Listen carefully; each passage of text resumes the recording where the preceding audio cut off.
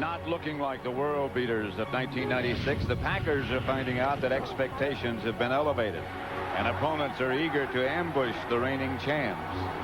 And who better to challenge the Packers than Dennis Green and his Minnesota Vikings, who have won 7 of their last 10 meetings.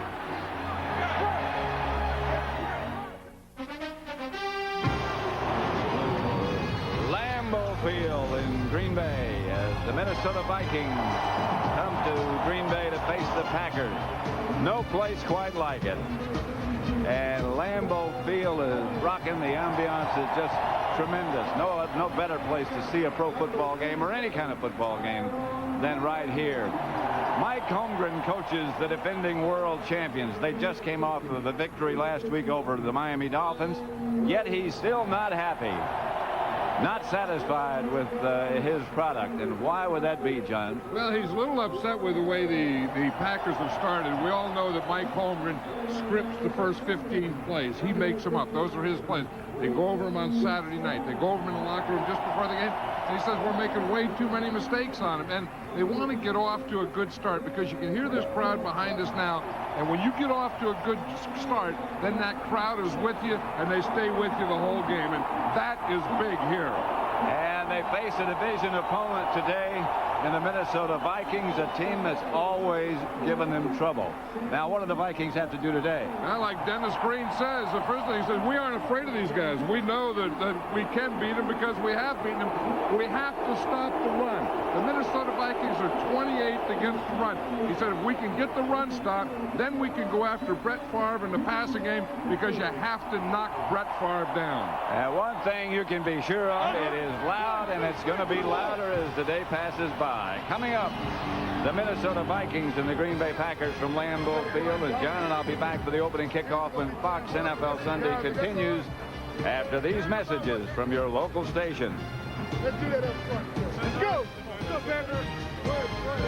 Dominate. You're watching Fox NFL Sunday.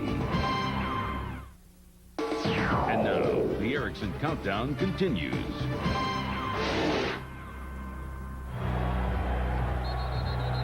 The Vikings and the Packers. The Vikings won the toss. They will receive the honorary captain out for the Packers. The custom that they have observed in the last few years was Chester Marco. Remember that name? Yeah, I sure do. You know, this is such a great place. I mean, you always see old Packer players here. Today it's Chester Marco. Ray Nitschke's always around here. You know, all the, Bart Starr was here talking to the team last week. And the tradition in this place is just such a great thing and a great scene. I've always said if you ever had a shrine to professional football or a shrine to the NFL, it's right here in Lambeau Field.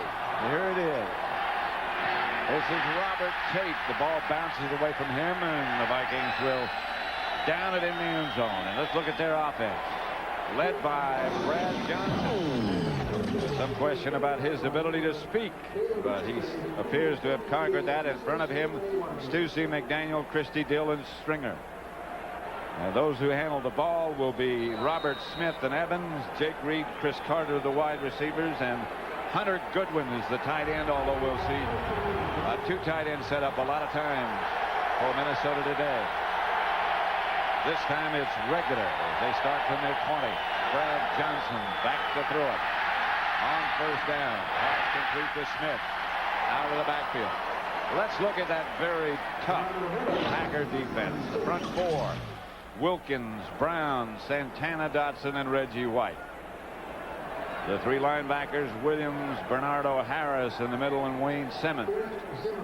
The secondary, Evans, Robinson, Butler, starting in spite of his injury, and Tyrone Williams. 2nd and 5 for Minnesota.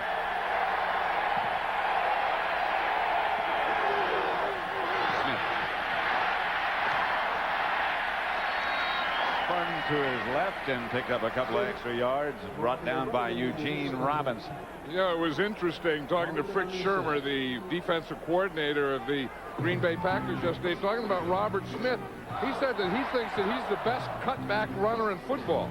And anytime you have a cutback runner, you not only have to be strong in your defense on the onside, but you have to keep containment and backside pressure and backside gaps. You stay home. That's Brad Johnson, and this was a quarterback sneak. I think you have to call that more than a sneak as he gets across the 50 into Packer territory, brought down finally by Pryor. Yeah, this is a big play for Brad Johnson. They do this all the time. The Vikings do. You watch here. He just takes the ball and just goes straight up the middle. And I think any time that you don't have a middle linebacker, any time that you don't have someone right over the center, you see when the middle linebacker moved out there? I think any time that they move out there and there's no guy covering the center, Brad Johnson is just going to take it. There's the Green Bay 44. Handoff to the fullback, Charles Evans, and he gets a couple. I wonder if this Green Bay Packer crowd here, Pat, knows that Brad Johnson can't talk. That I doubt it. He got hurt. He got hit in the throat, and he really hasn't been able to speak all week. He's tried to save his voice. They can hear in the huddle because they can watch and read his lips. Where they're really going to have the problem if this crowd gets loud, hearing this part of it, the cadence, right here when he gets up on the line of scrimmage. Two tight ends set up. Here's Johnson back to throw. Fires outside, complete to Chris Carter. Jake Reed, I beg your pardon, who moved over to the other side. Now, and Reed gets the first down. Now there is a big wide receiver, Jake Reed.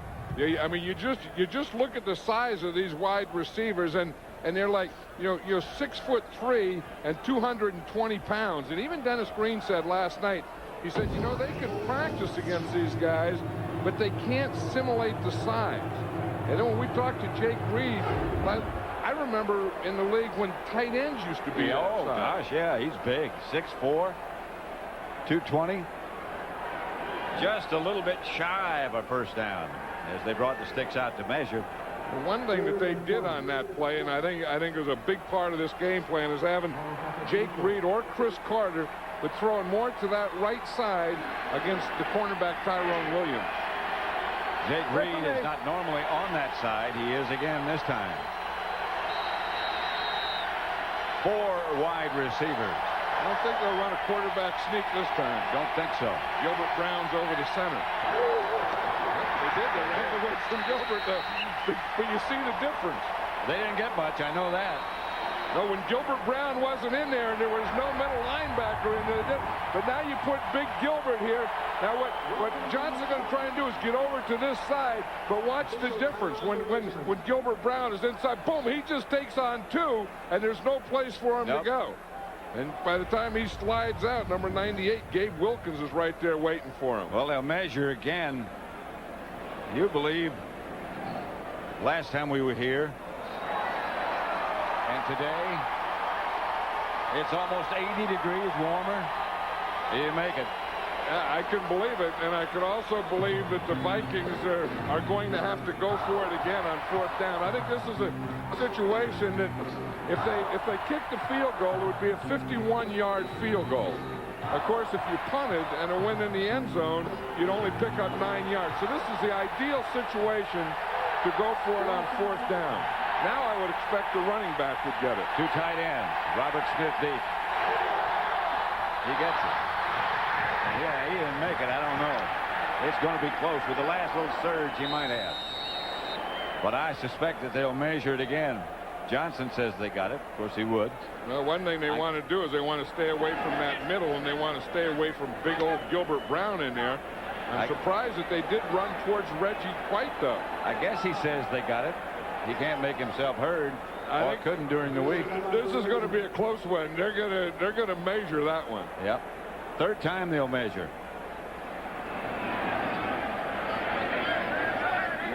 Last week they had a little problem with this turf. It was very, very slippery. It's a brand new turf, a brand new field. They just got the first down. That's by the end of the ball. But it looked like there was some slipping and some turf coming out on this last play. But you see Reggie White gets the pressure there. And did you see the turf fall out there? Yeah. Yeah, when Robert Smith made that cut, his right foot planted and poof, a big old divot popped right out of the field. It is new turf, new since last year. We'll tell you more about it. That's Chris Carter on the move, and Johnson back to throw. Carter slipped a little bit. Cut it upfield. You know, one thing we talked about where they're going to work. Remember when Greg Newsome, the normal left corner for the Packers, was injured and he's going to be out for the season. That was a big loss because Newsome was a heck of a cornerback. Tyrone Williams is taking his place now, and although he played dime there, they're the guys that the Vikings are going to work on. Smith cut down by Bernardo Harris. Now here come the extra defensive backs. Harris comes out. They'll go with 6 defensive backs. You know, here's where they're trying to run on this side. Randall McDaniel here, one of the best run-blocking guards in football. He didn't get Santana Dobson blocked on that play, so there was no place inside to run, so they had to take it outside. 3 wide receivers, 3rd and 5. Johnson outside. Jake Reed makes the catch. Juggled for a moment, but stayed in bounds and had possession long enough to make the first down. I tell you, this Brad Johnson is something, isn't he? He really is. Big guy. I know, he's a big guy, but, you know, the amazing thing is like Dennis Green said last night, he's homegrown. But he had to be homegrown because he never played that much college football. At Florida State, he only started in 7 college games. Played behind Casey Weldon, a more familiar name. He was also a basketball player. And that's why he played behind Casey Weldon. This is Smith. On first down, he got a couple. This is the kind of start the Packers, we talked about Mike Holmgren being upset. This is one of the reasons. Well, they can't get the offense on the field. That's right, and the same thing happened to him last week against the Miami Dolphins, and now you have your offense there, and they got their script, and the crowd is in it. They're all ready to go, but you notice how quiet the crowd is now? This is a way to quiet a crowd and frustrate an offense by keeping your offense on the field. 2nd down, Johnson back to throw, semi-rollout. Jake Reed dives. Couldn't get his feet down in the end zone. He made the catch. Jake Reed is the downfield gun, and he can get there and get open. And Brad Johnson had a gun on that one, too. I mean, that throw was right there, and you can just see that everything was out of bounds. I mean, he dropped the ball out of bounds. He didn't have any feet down or anything, but you see Brad Johnson makes a little roll to the right, and he's going to throw the post. It was just a little late. Had he thrown that ball a little sooner or a little more to the left, had he led Jake Reed across to the left, that would have been a touchdown. Jake Reed got one elbow down in the end zone, and that was it. One elbow doesn't equal anything. No. Jake Reed juggled, had to come back for the slant, but got it. 1st and goal inside the 5. Yeah, that's what having big receivers does. I mean, you get a guy like Jake Reed, he's so big here that he's tough to bump. You see, you come and you bump him, and then he can give you a move, or he can run right through you. And then when he does catch the ball, he's still no bargain when you go after tackle him. Watch that, he kind of bobbled out, it was behind him, but he's such a big target in there. Both Reed and Carter. Evans, the fullback, still fighting, gets down to about the 2. And you're right, John. This crowd is quiet. Yeah, because they can't cheer. You see, that's the thing. I mean, everyone says get the crowd into the game, but you really can't get the crowd into the game cheering when the other team's doing well. If they were cheering, they'd have to be cheering right now for the Minnesota Vikings. And it is a packed house. Yeah, this is the 15th play of this drive, so that's a long time for that defense to be on the field and a long time for the Packer offense to be off the field. 2 tight ends set up for the Vikings. Robert Smith. Not quite. Bernardo Harris. About a yard shy, half-yard shy. Robert Smith is one of those guys that kind of runs straight up and down and is a long strider and doesn't look like he's going anyplace, but because he takes long stride, he gets there quicker than you think he's getting there. 3rd and goal at about the half-yard line. This would be a good play pass down to take a run and throw a pass. Smith. wanted to dive over. Yeah, he got in the air. He's quite an athlete. In addition to being a fine runner, the track man. But he looked like a track man. He looked like a high jumper on this. Watch here. I mean, he takes off about the 3-yard line, and he doesn't land until he gets about 3 yards into the end zone. Right. That was, he went 6 yards depth, and he went 8 yards up. I counted how high he went. He was 8 yards up in the air and 6 yards deep. Good looking drive by the Vikings, and Greg Davis adds the extra point. Minnesota leads 7-0. The opening drive, 16 plays, 80 yards. Robert Smith scored the touchdown. Fox NFL Sunday is brought to you by Southwest Airlines. With fares so low, you have the freedom to fly. By Porsche, who wish to remind you there is no substitute. By IBM, solutions for a small planet. And by Hertz, for business, for pleasure. Nobody does it exactly like Hertz.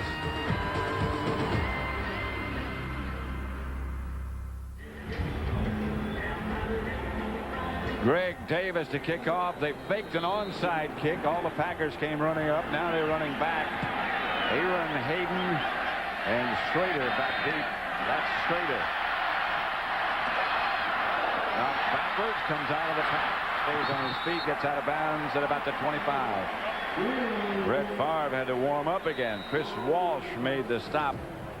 And the Packer offensive unit heads on the field. 7-0 Minnesota lead.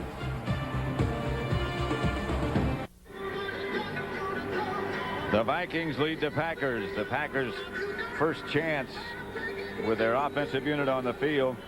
The Vikings took the opening kickoff and drove it 80 yards. Brett Favre. Career against Minnesota, 3-6. So they have given him problems. The Packers problem. Here's Dorsey Levin. Into Minnesota territory. Jeff Brady is a flag on the play. Brady made the stop. Levens on his first carry. Well, we talked about script and having to get off to a good start, and that first play wasn't a bad call. Larry Nimmers is the referee. This is against Minnesota. Foul. 93 defense for a late hit. 15 yards. First down. John Randall. But you're going to see Dorsey Levens just follow his fullback Henderson right here. Henderson doesn't have to block anyone until he gets to the strong safety Robert Griffith. So there was no one. They caught him all slanting in, and then Henderson was able to go to the outside and pick off Griffith. And watch 93 right there, John Randall. That's what they called the personal foul on after the play. You know, they have this ongoing battle. The Vikings think that the Packers on offense run downfield and they hit over the pile. Had a big fight about it last week. So now their defense is doing the same thing. That's what John Randall just did. Favre. Outside. Intended for Freeman over his head. Let's look at the Green Bay offense. Led by Brett Favre.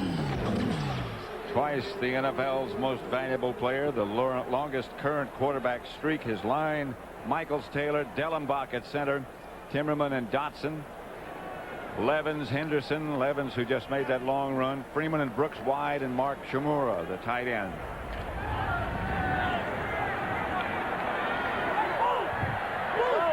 Opening drive offense has not been that good. He's inclined to start a little wild high, as he just did. A little outside. Brooks, the intended receiver. Let's look at the Minnesota defense. The front four: Alexander, Randall, Fisk, and Smith. The linebackers: McDaniel, Brady, and Dixon Edwards. And in the secondary, Dwayne Washington, Orlando Thomas, Griffith, and Corey Fuller.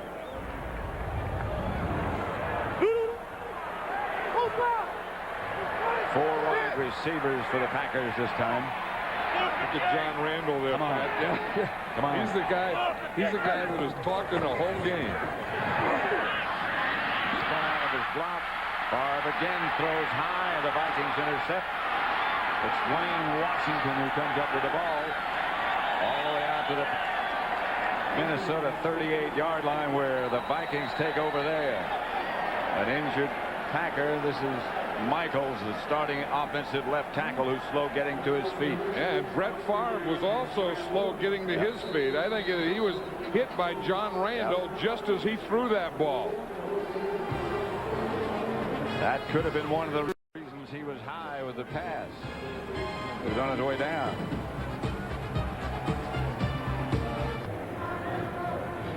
Watch John Randall on this play. He's going against Aaron Taylor, and he does a spinner move on him, and then he's in there, and he hits Brett Favre, so Brett Favre can't step up. You see now when Brett Favre comes in here, see, just as he goes to step, John Randall is right there hitting him just as he throws. The ball goes high, and Dwayne Washington was just standing back there waiting for it. Here is Brad Johnson lofting the ball outside, intended for Smith. Incomplete and out of bounds.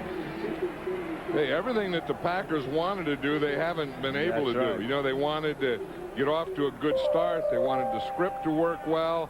They wanted to be able to, obviously, to stop the Minnesota Vikings. They haven't stopped the Vikings yet. They got the ball. They had a pretty good run. Then they got a penalty. And then the next thing they know, they throw an interception, and the Vikings have the ball back again. 2nd and 10, Minnesota. Again, not much. A couple of yards is all. Santana Dotson made the stop. And we talk about matchups, and one of the big matchups in the line is going to be Randall McDaniel against both Santana Dotson and Gilbert Brown. And you think of guards in this league, I think Larry Allen from the Dallas Cowboys is probably the best, but I'll tell you this, Randall McDaniel right here, the left guard of the Minnesota Vikings, is right up there with any of the other guards in this league. Johnson taken down by Reggie White around the corner. He went right around old Corey Stringer there, and they did it with a 3-man line too. Someone has to lift this team.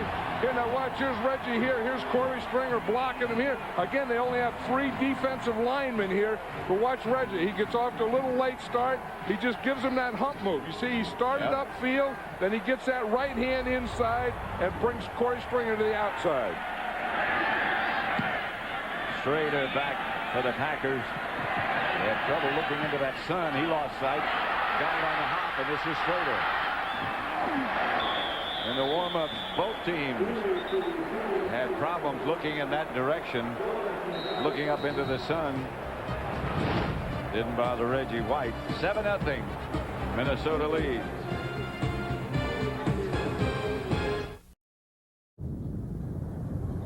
The Bay of Green Bay.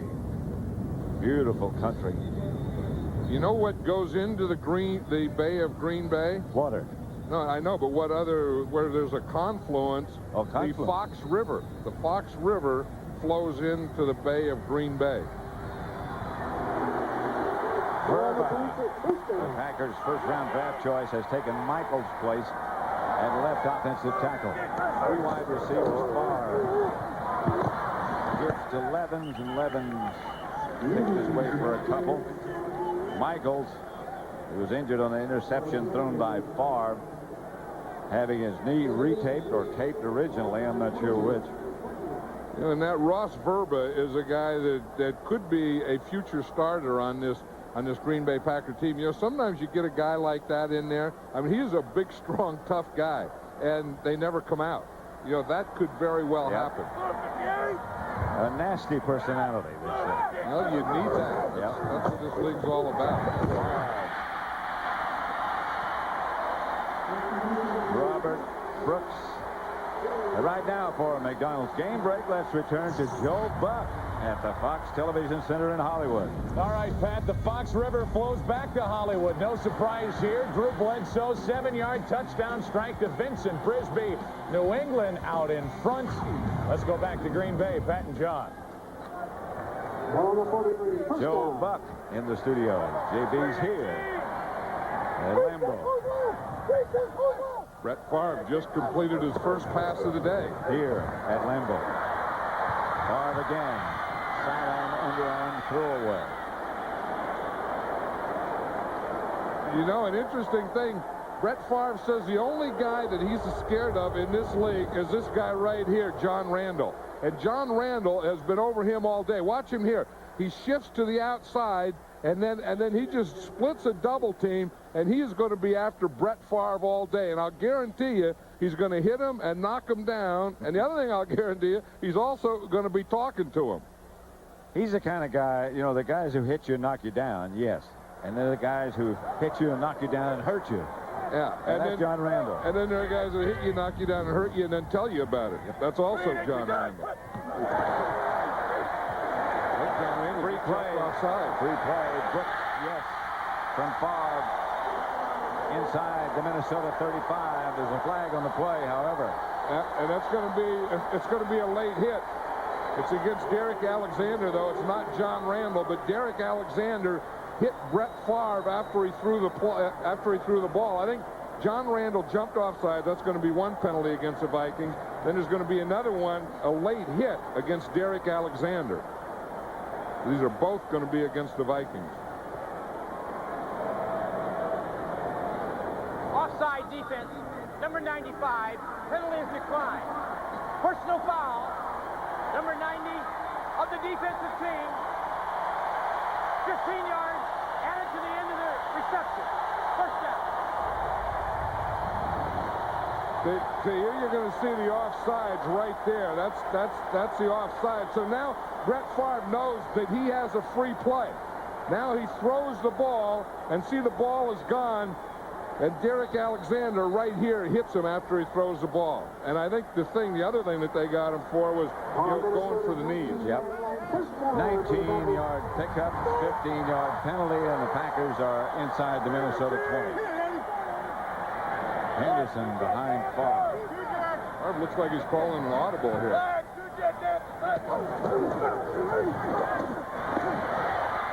Touchdown.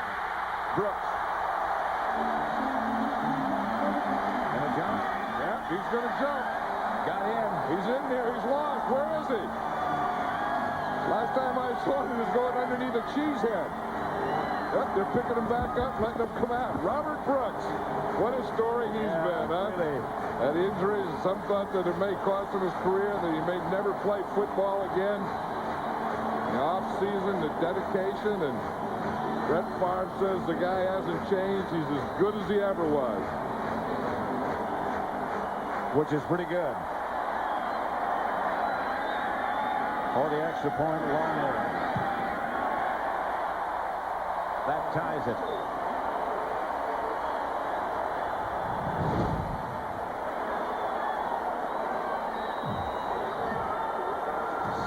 Seven, 3:26 left in the first. Here's Robert Brooks right here. He's going to run a post pattern. The safety is held here and doesn't get over. He gets there too late. Now watch Robert Brooks again. You come off the line. He makes a little move. He gets by that bump. Now he has that hole. Brett Favre throws it perfectly in that hole between the corner who is covering and the safety who's trying to get over. His 152nd touchdown pass. That's Brett Favre's career. And that ties Bart Starr's Packer record. He's done it in a relatively short time. Robert Tate gets the line drive kickoff and brings it to the 35, and a flag on the play. But, you know, they talk about throwing the ball like a frozen rope. Watch that thing. That is a frozen rope thrown in a hole. They say that Brett Favre can, when he's hot, he can throw a football in a hole of a donut. During the return, And hurts you. illegal block in the back, number 87. 10-yard penalty, first down. Illegal block against the Vikings. But you know, Another good one, excuse me. no, I was saying that just shows how tough Brett Favre is. I mean, he had to hit by by John Randall, and then he'd had the late hit by Derek Alexander. So he'd just been knocked down a couple times when he stood up there and shot that touchdown in there to Robert Brooks. 3:17 left in the first quarter. 7-7 tie. First and 10, Minnesota back at their own 15. This is Robert Smith to the 20. You know, sometimes you can get a little too fired up, and I think the Vikings, especially on defense, are a little too fired up. I mean, they're giving things away like the late hits, the penalties. They've had 3 penalties already, and there's a fine line in football. There's a fine line between being ready, being aggressive, going after them, making things happen, and then, you know, hitting late and doing those kinds of things. And they have 2 penalties for late hits so far. Brett Johnson through the hands of Jake Reed. You can play with passion, but you have to have a little poise to go with it. Yeah, and it has to be a smart thing. It has to be, you know, the type of thing that you want people to go all out. You want them to do everything, you know, from the time the ball snaps till the whistle blows, and then once the whistle blows, there's nothing else you can do until the next time the ball snaps. And the real champions know how to do that week after week. I used to always tell my special teams guys, I want fanatics here. I want fanaticism. Then I'd get penalties, and I'd say, I want controlled fanaticism. Here's that quarterback sneak again. A face mask violation this time is going to be against the Packers, I'm sure. Johnson saw no middle linebacker and took off. Yeah. Anytime he sees a soft middle, I think he just kind of gooses the center and goes. Personal foul. 15-yard face mask. Number 59. 15 yards, first down. Very little is good with a soft middle. Well, that's the thing. You see, he sees that there's no one in there. Then the first guy that gets here is number 59, Wayne Simmons, and he gets here with his hand on his face mask. You see, this is what he's looking at. He's looking at right there that he can go right here, and the only thing there is the umpire. You see, so he sees that's the soft middle between the nose tackle and the wide defensive end. This is Smith. He picks his way for about 4 yards, stopped by Bernardo Harris, who's been very active. You know, all the way back to high school, you did have that play, that old goose play where the quarterback just raises his hand in the center, and then the center feels it and snaps it. And if you've ever been a center, and I was a center, anytime you'd snap one early, you'd always say, hey, I thought it was that quarterback sneak. I thought he goosed me. I thought you were a tackle. No, well, I was a center, too. I mean, if you're a lineman, heck, they just flop you any place around there. But I was flopped in at center for a while. This is Smith, and he got some room. This time stays on his feet, and you're going to have to hustle if you're going to catch him. They aren't going to catch him. Smith dives into the end zone. They're saying he stepped out of bounds, I believe, at about the 7, maybe the 6. That was the thing that Fritz Shermer was talking about. He said that Robert Smith is the best cutback runner. Now watch him here. He's going to start to the left, and here's the cutback right here. He's going to cut back right there against the grain. You see, they over-pursued. Leroy Butler got up. He just ran right by Butler. Now this looked like a touchdown, but they're marking the ball at the 6-yard line. He got a great block, John, from the umpire. Yep, he did get a great block from the umpire. Doesn't it seem like the umpires are getting in the way more and more in this game? But you did see his foot step out about the 7-yard line. From the 6. Inside is Robert Green, who gave Smith a blow. That's the umpire got in the way, and I'm not saying he wouldn't have gone anyway. But you know, part of that was a good cutback, and that was the thing.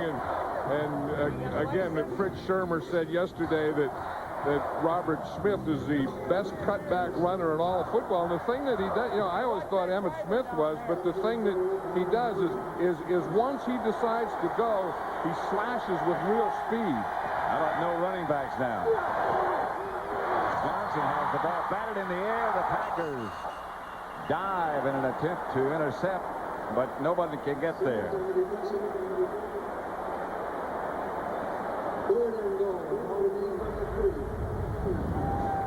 But just there's, you know, as you say, it either has to be a quarterback sneak or a pass, because when there's no one there, you know that we're going to be in there, and they have to throw the ball.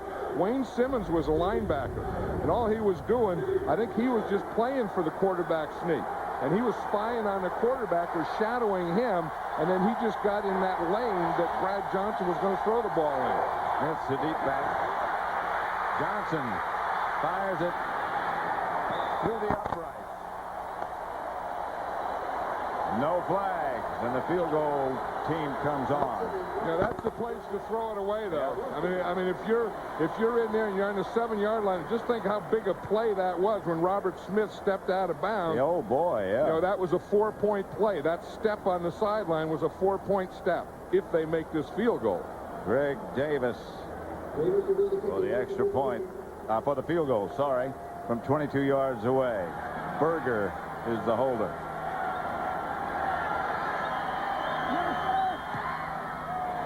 Field goal is wide right. That was a 7-point step. Yep. Denny Green can't believe. First he lost the touchdown and the field goal. Minnesota 7, Green Bay 7. Watch the umpire. You see that? He picked up Eugene Robinson as the safety coming across. Yeah. Down the middle of the Brooks, dropped it. You know, the big play on that drive was Leroy Butler, because Leroy Butler was the guy that was chasing Robert Smith, and he made a dive for him, and Butler was the guy that really made Smith step out of bounds. And of course, it would have been a touchdown, and then so they missed the field goal, so they come up with nothing on that play. But just again, after Robinson was picked off by the umpire, then Leroy Butler really had a hustle to catch up with Smith, and he does. Watch this. Here's Leroy Butler here. Now you see this is a touchdown, but right here, watch Butler lay out. He just lays out and just hits enough there that forces that foot out of bounds. Had Leroy Butler not been there, Robert Smith could have just ran straight in the end zone. That's exactly right. 7-7, 16 seconds left. Gets to Henderson.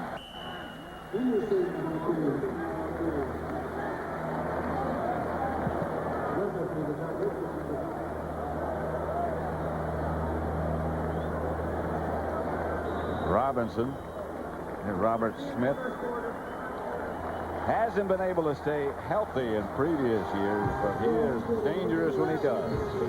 7-7 at the end of one at Lambeau Field in Green Bay. Tonight, it's the premiere of the new Fox Sunday night, starting with the series premiere of The World's Funniest.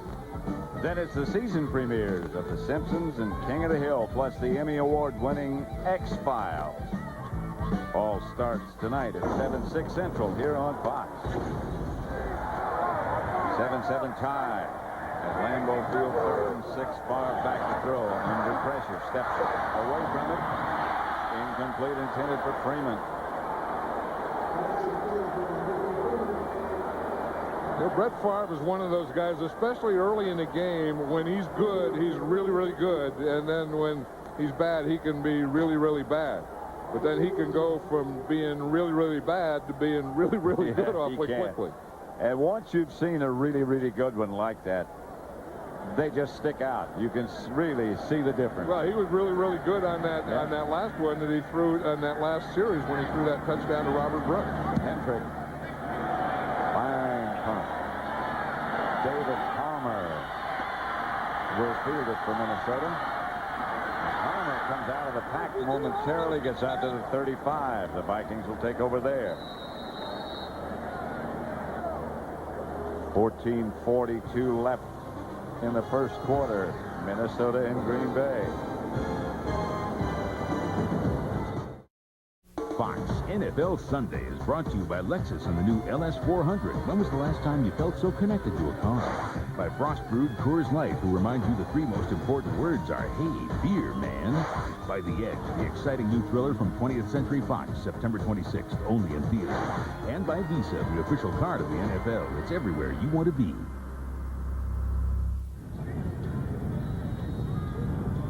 A lot of corn in this part of the country. Is that feed corn or eating corn? I think that's feed. If it's Whatever. real big field, That's feed corn, and you don't just go pick off a cob and eat it. You can. Yeah, but you have to have eaten corn. They're smaller patches. Robert Smith, the ball carrier, stopped by Gabe Wilkins. Look at the Vikings rushing yards in the first quarter. Yeah, 110 yards. And, and look here, 27 plays. The Packers have only had 11, and it's because of this. They've had the ball in the first quarter 11 minutes and 53 seconds, and the Packers only had it 3 minutes. And that's one of the things that Denny Green told us last night that they had to do. Control the clock. Yeah, but they left 7 points sitting out there in that field, too. Brad Johnson wheels it out to Charles Evans, who can't wheel around and make the reception. Yeah, it's interesting, see, because the crowd really hasn't gotten into the game yet, and been on defense, have been making a lot of noise because Brad Johnson isn't able to talk, and I think it would really not affect when he calls the play in the huddle, but right here when he gets up in the line of scrimmage, if they ever got into it right now on 3rd down, his line wouldn't be able to hear him, and he have to deal with the wide receivers with hand signals, which they do a lot anyway. Here's Brad Johnson going deep for Chris Carter. He can't pull away right now again for McDonald's game break. Let's return to Joe Buck at the Fox Television Center in Hollywood. Well, guys, Heath Schuler might not have a touchdown pass yet, but running back Mario Bates does. 21 yards. Great catch, Andre Hastings. He just ran in another 74 yards. It's a 14-0 Saints lead hosting Detroit. It is 7-7 at Lambeau Field, the Vikings and the Packers. This is Schrader. And Schrader has some room. Hurdled over one of the Viking tacklers, and he too was quite an athlete. Is quite an athlete, I should say. Yep, you can't beat Schrader from Sheboygan playing for the Green Bay Packers. Now you're talking football. A decathlete. 54-yard punt, 39-yard return.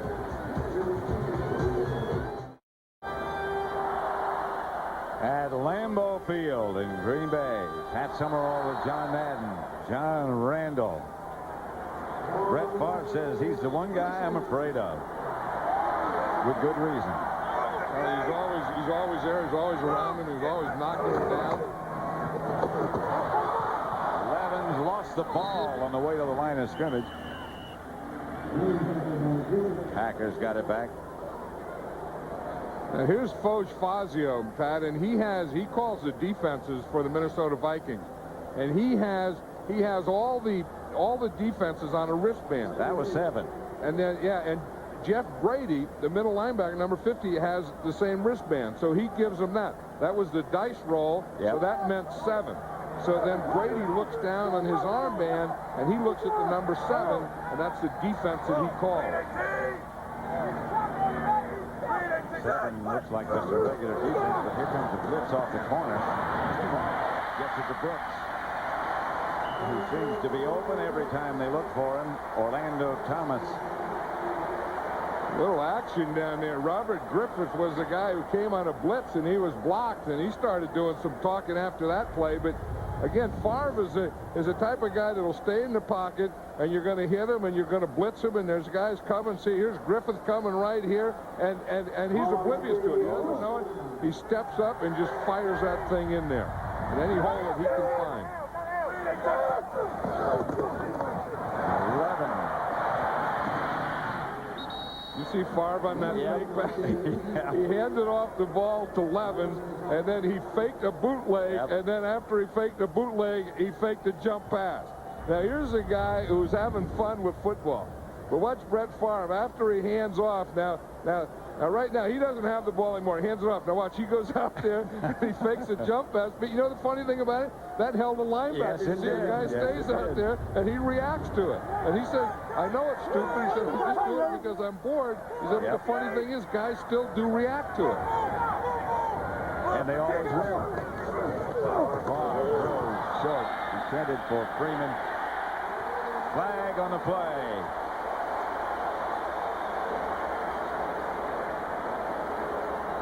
Penalty marker. Yeah, that's that big pattern, and everyone throws that slant pattern where the receiver goes down about 3 yards and then to the inside.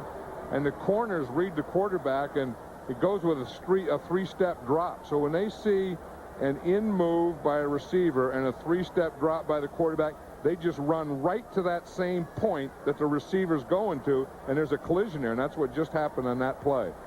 Defensive pass interference, number 20. Spot foul, first down. Yesterday, we spoke to Brett Favre on carrying out his pass fakes during a running play. It looks kind of goofy, but it gets guys.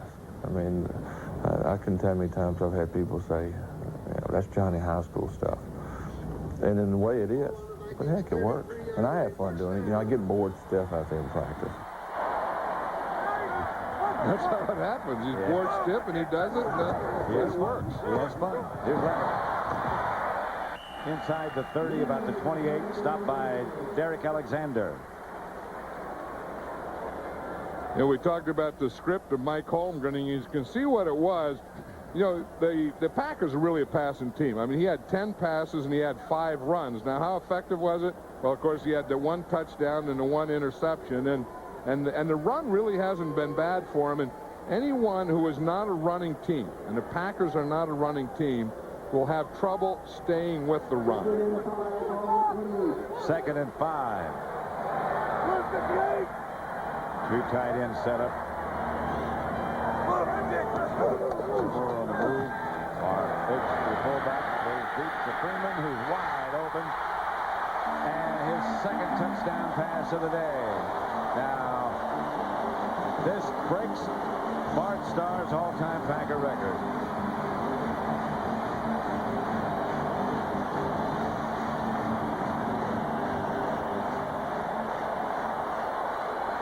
Brett Favre has just made Packer history by throwing the 153rd touchdown pass of his career, breaking the team's all-time record of 152 set by Bart Starr.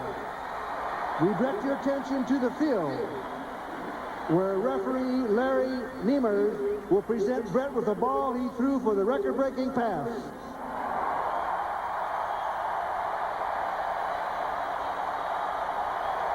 Congratulations, Brett Favre.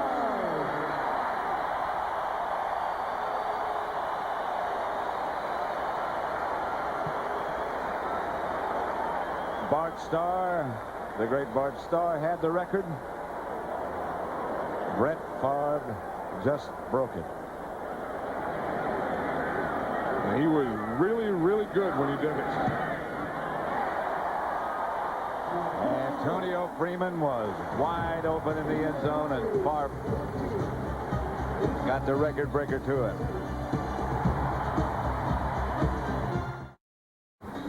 Here's Antonio Freeman here. The Vikings are going to be a zone. They're going to get a bump here. Antonio Freeman gets by. The safety doesn't get over, and Brett Favre hits him perfectly. Antonio Freeman, the outside receiver. See, there's no bump there, so Freeman is running right down the sideline. The safety looks to the inside. He's in zone. He doesn't get over there, so Antonio Freeman's wide open in the end zone. Robert Tate takes the kickoff, and he is down about the 15. Aaron Hayden down to make the stop. The Aflac trivia question. What player scored the most points in 1 quarter in the history of the NFL? Most points in 1 quarter. You know? No, with the Aflac trivia, are we supposed to give any hints? Yeah, I guess so. Go ahead. Okay, I'll give a hint. It was a Green Bay Packer. That would be my hint. And yes, I do know who it was. Okay. But I didn't until last night. Robert Smith stopped at the line of scrimmage, so let's let everybody in on the Aflac trivia answer. Don Hudson, a great receiver, kicker for the Green Bay Packers, scored 29 points in 1 quarter. 4 touchdowns, 5 extra points. And he, of course, among those honored in the Packer Circle of Honor.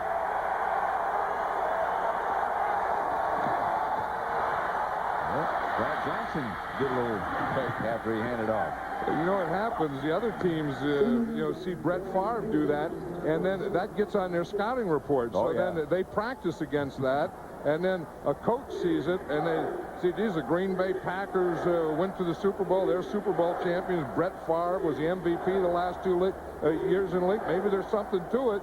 So then there's a lot of quarterbacks in the league doing it now. Robert Smith had that one long run, 13 carries, 76 yards. He's averaging on the year almost 8 yards a carry. And what a different ball game this became once he stepped out of bounds on that 7-yard line. Johnson back to throw. Has his picked off.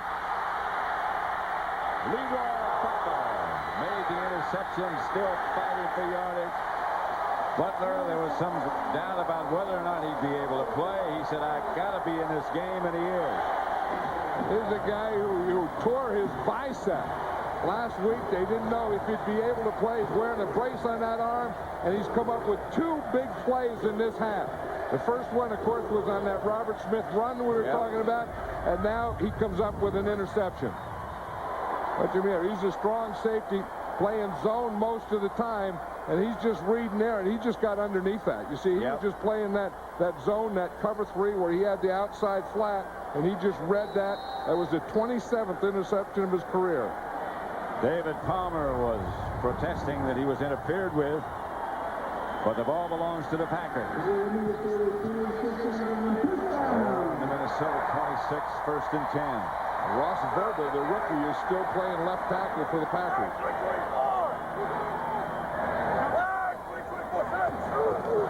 The blitz, Barnes shakes it off, as only he can do.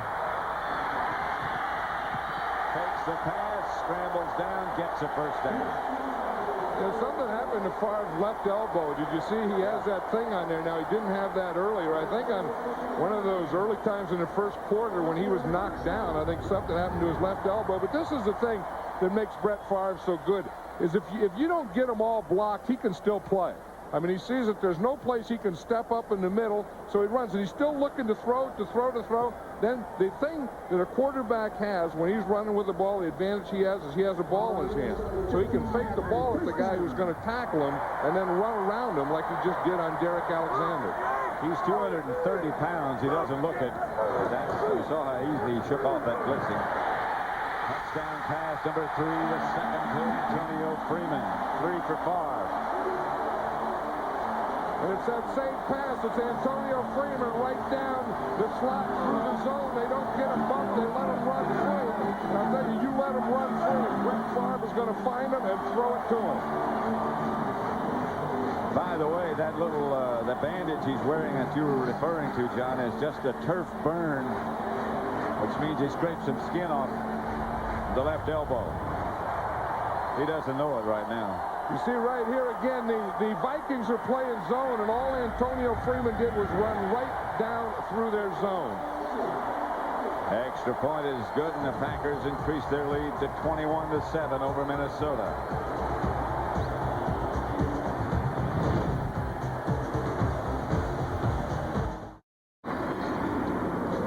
There's the Fox River in Green Bay.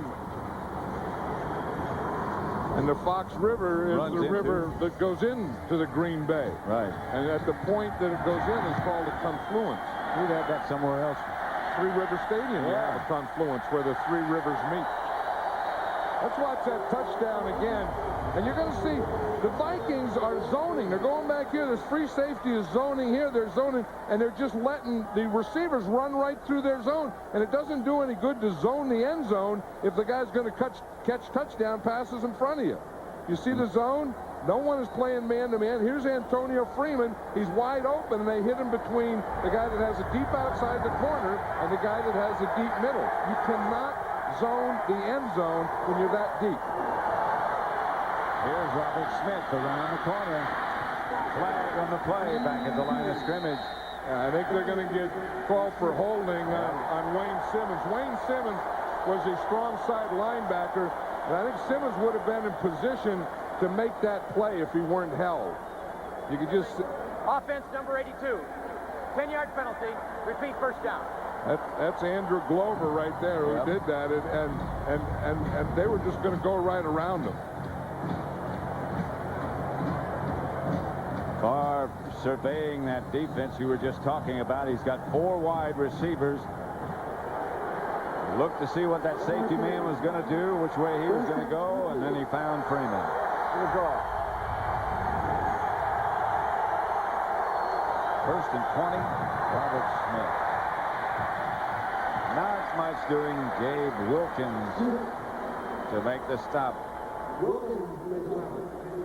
You know, now I think with this lead, they can probably rest big Gilbert Brown. Gilbert Brown hurt his knee last week. In fact, it was his kneecap, and he told me the other day that the kneecap just moved. I think it moved. You know, usually your kneecap is right in front of your knee, and I think his kind of moved to the side of his knee. And they had trouble finding it. Yeah, and then they got it popped back in finally. So I think any chance that they have today to rest Gilbert Brown, they're going to do it. Harris. Pass completion. Johnson.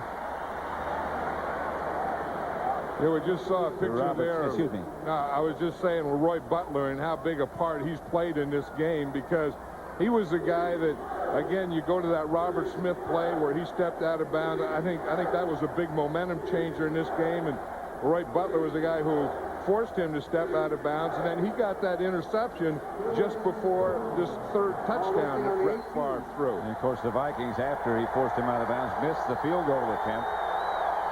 So that was a real momentum changer, whatever you want to call it.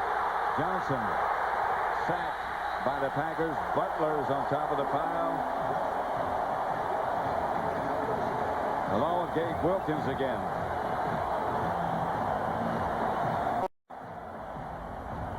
Here's Gabe Wilkins. He's going to come from this side. Here's Roy Butler again.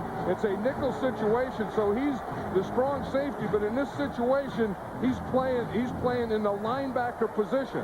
And you see, he just comes in there slowly and just gets in there at the end because he's watching the quarterback. Santana Dotson got there first. They were trying to block it. Berger gets it out of there, and Schrader handles. Leaps over one Minnesota tackler, comes out of bounds,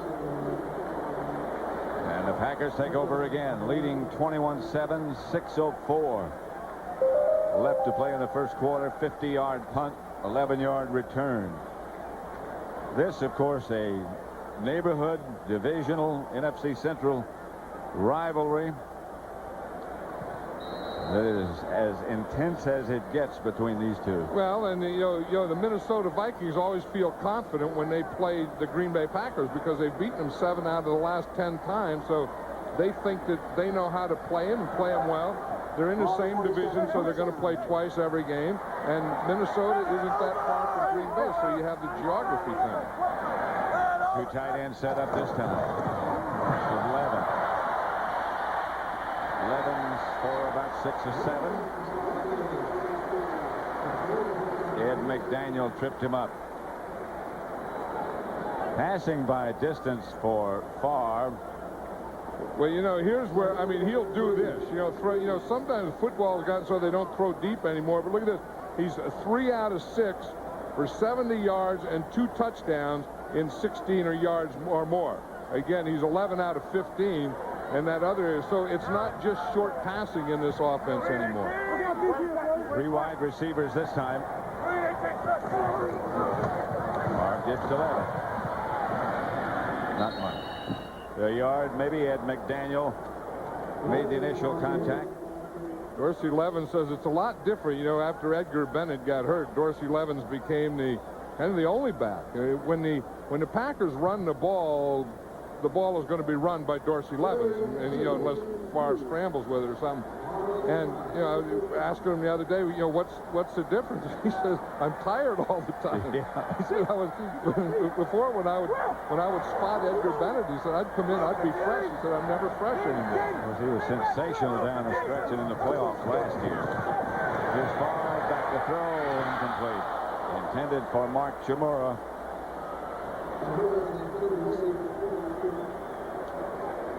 If you look when the Packers run the ball, Brett Favre runs it 14% of the time. That's a scramble. William Henderson 12%. And then you look at this pie. The biggest part is Dorsey Levens. When they run the ball so far this year, he's run it 74% of the time. That's why he's tired. Henrik back to punt. Palmer deep. Trying to kick it short. Okay. The Packers down it at the 5. Tucker down the ball.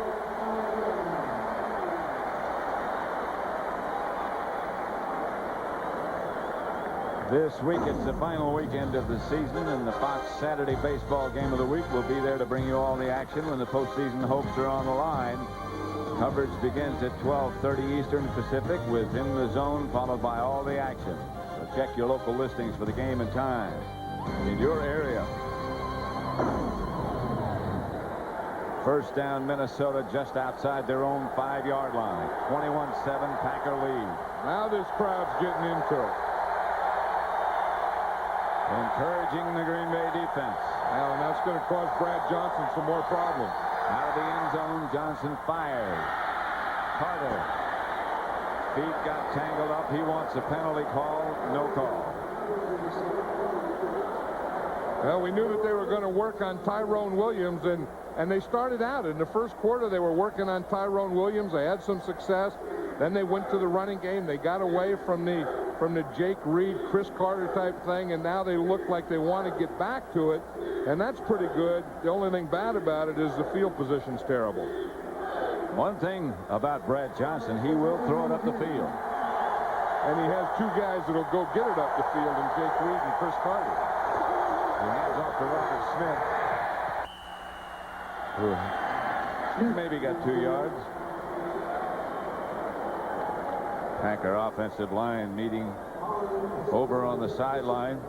There's Earl Dotson there. He missed last week. He had a turf toe, didn't play last week. In fact, number 64 there, Bruce Wilkerson, played in his place and did a good job.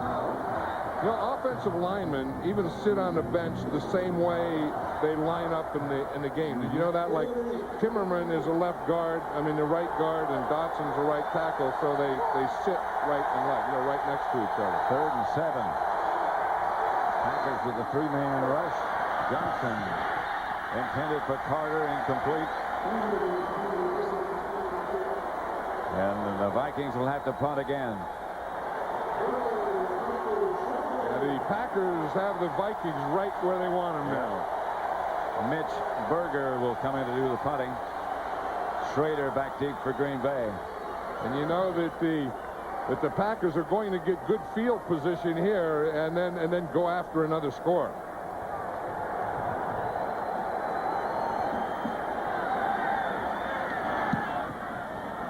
Berger's kick angles and comes out of bounds. That's the official walk back and then finally spot that thing. I thought they were going to get some more on that because the official who spots it is right here, and he walks back until the referee tells him to stop. And the Packers sideline was trying to edge him on more. But again, it's not controlled by him. It's controlled by the referee, who is behind the punter telling him where to stop.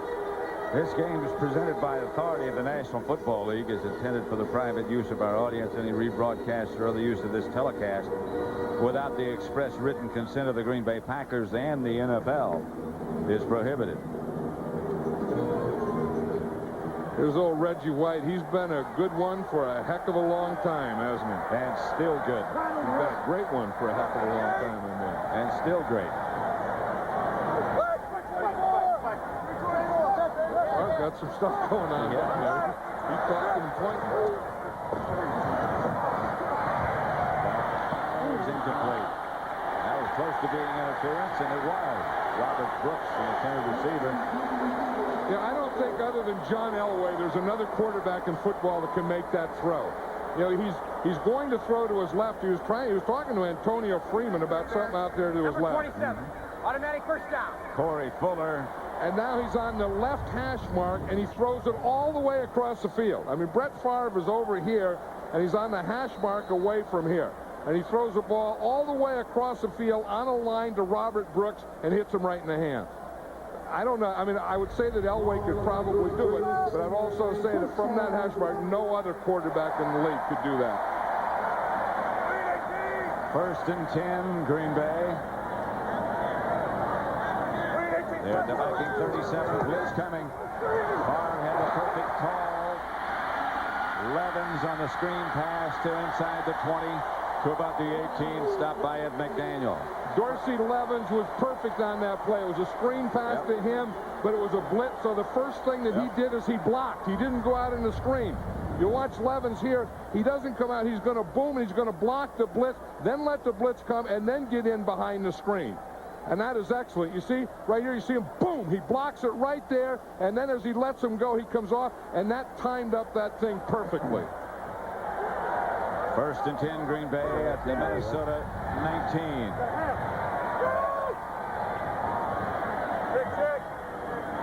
Check, check, you heard him say. He's changing. That's the throw is far. To Freeman. Out of bounds. Inside the 10 at the 7. Dwayne Washington knocked him out of bounds. This second quarter has been precision for the Green Bay Packers. Brett Favre got up there. He gave a check, which is an audible. He called it to both sides and threw the ball perfectly out here for a first down. Packers are on a roll now. They have everything going. And Favre is an artist at work.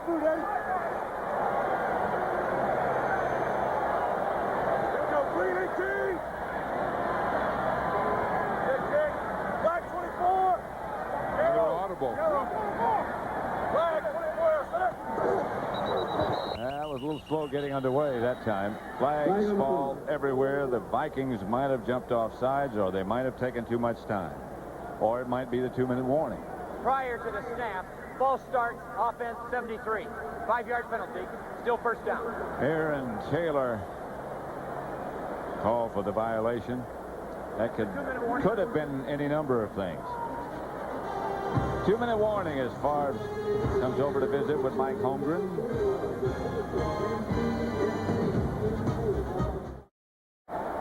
Jam-packed Lambeau Field in Green Bay, Wisconsin. Pat Summerall with John Madden. 2 minutes left to play in the first half. The Packers leading the Vikings 21-7. Minnesota scored first.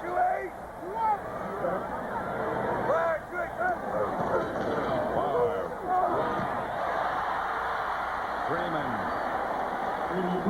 to about the 3. Yeah, we always talk about the red zone. The Packers are very good inside the red zone today, but the red zone is the area from the 20-yard line to the back of the end zone, of course. So you got, when you're talking about running, you have 20 yards to run, but you have 30 yards to pass. Now, what the Vikings are doing is they're trying to zone the end zone today, and the Packers are really eating them up with the passing game. Now, most teams have been having trouble in this red zone this year, but the Packers have kind of figured it out today against the Minnesota Vikings. 2nd and goal. There's a man in motion. Brooks was the intended receiver, just bounced off his fingertips. Mike Holmgren is looking for some oxygen down there because he knew that he had one there, and he wants more. You want to always get, you know, it's not that you want to run it up and you got the division rivalries, but you want to get to a comfortable feeling in a game. And a comfort factor really doesn't get in until you get about 4 touchdowns ahead. And you say, well, you know, why is he worried now? He has the game under control. Because it may be under control, but it's not at a comfortable position yet. 5 wide receivers. Watch this. Brett Favre could run a quarterback draw here. He fires quickly to Harry Mickens this time. And Mickens takes Favre's 4th touchdown pass of the day. They have it all going when they take all their running backs out and they split them out. The only thing they could run was, again, Favre could run a quarterback draw. Had all 5 of their receivers in there, Freeman and Brooks and Schrader and Mays and Mickens. Just watch him, and here's the one that they throw to. They throw to this side right here. Mickens was the inside guy on the weak side or the side of two receivers. Longwell for the extra point. It's 28-7. Now they're getting close to that comfort factor for the head coach. Don't forget, coming up on the Dockers Khakis halftime report, we'll bring you scores and highlights from around the league. Our Fox Sports ticker will have up to the second stats. That's all coming up on the Dockers Khakis halftime, and the boys are on the scene. Yeah, you see how hard it is to hear. You see how close Terry has to get his head to JB's head because it's hard to hear. See, so they have to get close, and that's the thing Brad Johnson's having a problem with. You hear this crowd noise, so you have to use your hands when you talk. You got to use your hands a lot when you talk, and then you have to get real close to the other guy's ear. What about Howie and Ronnie? They aren't talking. They don't care. I was just worried about how his pants fit. How's he look? He's trying to figure where he is. Howie's trying to figure out where am I? You see him stand up and look around? Yeah. Oh, what a group. Ronnie looks very distinguished in his new chapeau. Is that what you mean, chapeau? Yeah. Vince Lombardi's likeness present in the stands. Always will be. Yeah, that's what's great about this. When you come here, you're coming to football. When you drive down Lombardi Avenue to get here and go in the parking lot, see the Lambeau Field, and maybe you make a trip on Holmgren Way. Yep, this is what it's all about. Robert Tate fumbled it momentarily. Now he picks it up, and he's taken down inside the 15. The Packers special teams do their job and do it capably. Yeah, we talked about really, really good, really, really bad, and then really, really good. Look at his second quarter. No, this is just the second quarter. 7 out of 10 for 96 yards and 3 touchdowns. Now, that's playing quarterback in the NFL. That is, well, a lot of people would settle. A lot of people would settle for game stats like that. 3 touchdowns. And, and the thing that impresses me about Brett Favre, Pat, is he has fun doing it. Yep. Johnson incomplete, intended for Jake Reed. He said, and he hasn't gotten hit a lot today. I think they started out earlier and they tried to blitz him and then went to a zone. And he said sometimes he's played the Minnesota Vikings and he gets hit so hard that his tongue slaps his brain. I don't know, that's getting hit. But when you get hit and you go boom, and the next thing that happens to you is your tongue is up there slapping your brain, you know that the guy comes from somewhere that he didn't get blocked. Here's Brad Johnson back to throw. Last time, the pass is intercepted. Was deflected, then intercepted. Butler again with the interception. And he's going in the stands. There he goes. The old Lambeau leap. He got it. Roy Butler, he got a torn bicep. He has a special thing on his right arm. They weren't sure if he could even play. And Brett Favre is probably the MVP of the first half. But if he isn't, I'll tell you, this guy right here, where Roy Butler is, the ball was deflected by Reggie White. He got in that lane, got the hand up, and Leroy Butler comes up with his second interception. He's got a harness on his right arm so that he can't straighten it out all the way. Yeah, but watch that leap. The leap is good. Yeah, that's a heck of a leap. He just jumped right into space, open space. Just outside the 10. The Vikings stiffen. Levin stopped for maybe a yard lost.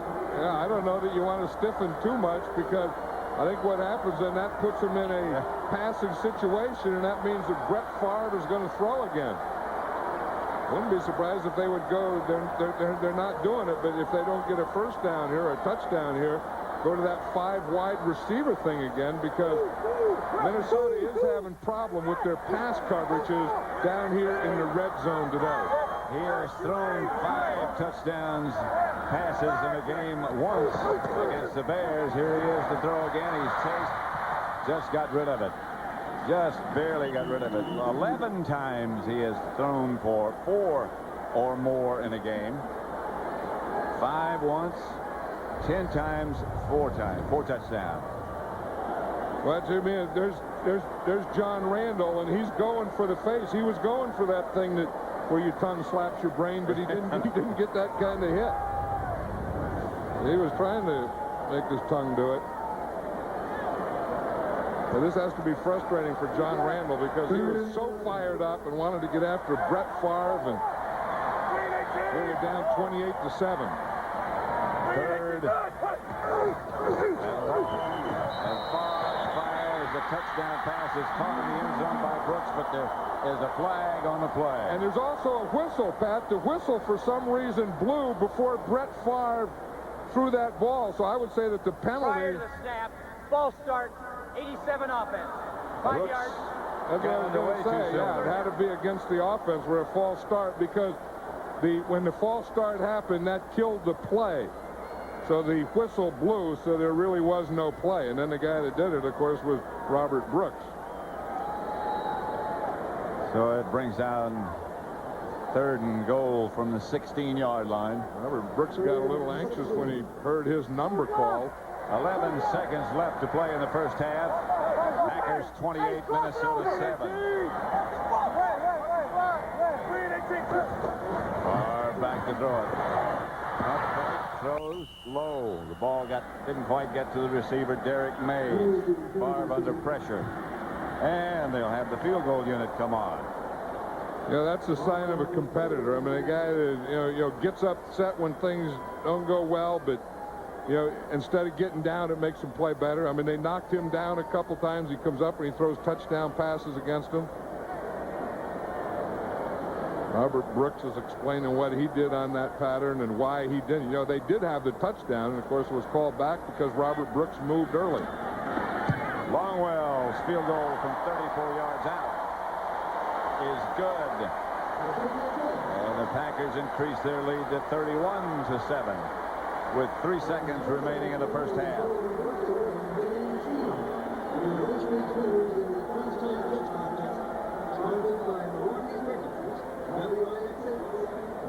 Beautiful day in Green Bay. It rained a little bit yesterday morning, cooled things off.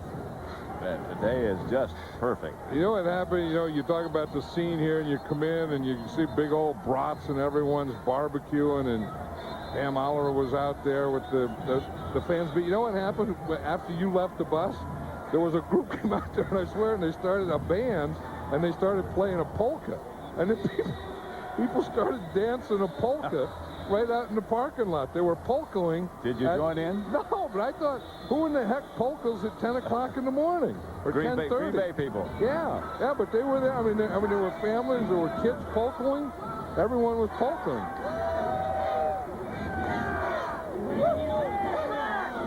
The Dockers Khakis halftime report coming up. The guys are on the scene. They're here at Lambeau. Bouncing kickoff is juggled for a moment by Harold Morrow. And then he is hit down. That's the end of the first half with the score, Green Bay 31, Minnesota 7. Fox NFL Sunday will continue with the Dockers Khakis halftime report after these messages and a word from your local Fox station.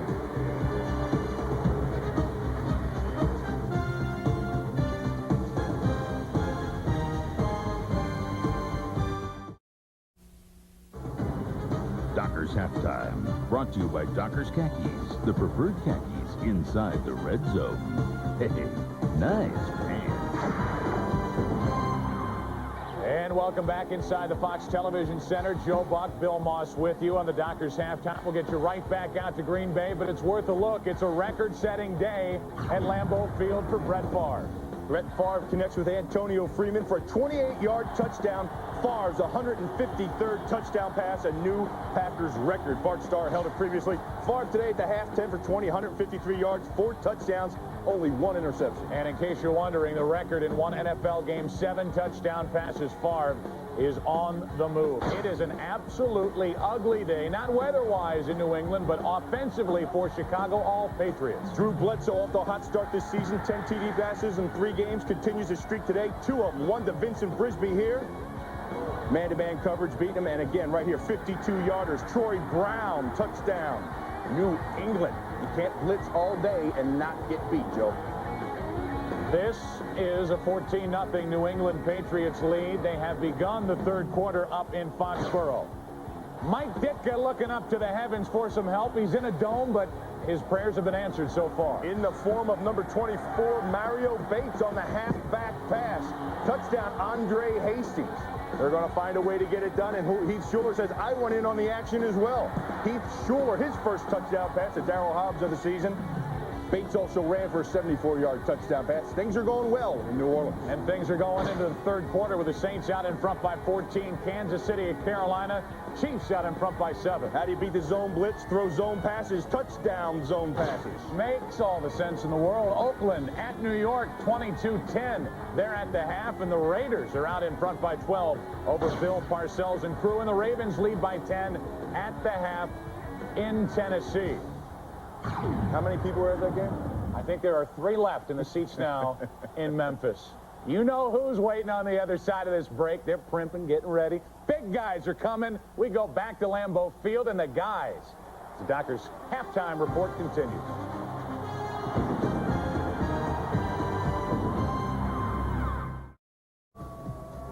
The packed house here at Lambeau Field has plenty to cheer about at the half as the Packers all over the Vikings, 31-7 as we welcome you back field side. Ronnie Lott, Howie Long. And the question that was asked by the Blonde Bomber is, can the Blonde Bomber have a hat? Well, Terry Bradshaw has a hat. Ronnie, of course, being the consummate teammate. Hey, we talked about, we were dissecting a lot of problems that Green Bay was having prior to the start of the game. Terry, it's safe to say the Pack is back. The Pack is back. Obviously, they've got it figured out inside the 20-yard line. What has happened primarily is the Vikings have gone to zone coverage. You go to zone coverage, you're going to get killed by a team that can throw the football like Green Bay. Vikings had control of this game early in the first quarter, very much like the Dolphins last week. But their inability to score, when Robert Smith went out of bounds on the 6-yard line, they missed a chip-chop field goal. Instead of being a 14-7, it's 7-all. And ever since then, Ronnie and Howie, it has been the Brett Favre show. These receivers, after dropping passes early, have come back and big catches and great quarterbacking by Favre. Yeah, Brett Favre's a remarkable guy. And talking to John Madden yesterday, we talked about Brett Favre's ability to elude the rush. Many pass rush breakdowns the first 2 games. Here we see Brett Favre shuck off the oncoming rush. He's a threat to throw and run at the same time. Great athletic ability. The ensuing play amounts to a touchdown. Brett Favre's back, and he's ready to take somebody's lunch money, Ronnie. Oh, he's giving somebody's lunch money. He's taking a lot of lunch money, especially that free safety. If you look at the free safety right now, free safety's having a tough time. And if you look on this play right here, the receiver's able to go up the seam right here. The free safety, Orlando Thomas, is not able to get over, and you got to get over when you play against Brett Favre. You got to read him. And right there, you didn't take anything away. Now look at Robert Griffin, the free safety. We got another receiver running up the seam. He has to get over there. Brett Favre looks off, and I can tell you right now, I played against Brett Favre. Believe me, I've been in the same situation. He's beat me a lot of times. Howie, he looks like he's still selling what now? Candy. Candy, okay. Very politely. When we come back, Pat Summerall and John Madden will join you for the second half after this. You're watching Fox NFL Sunday.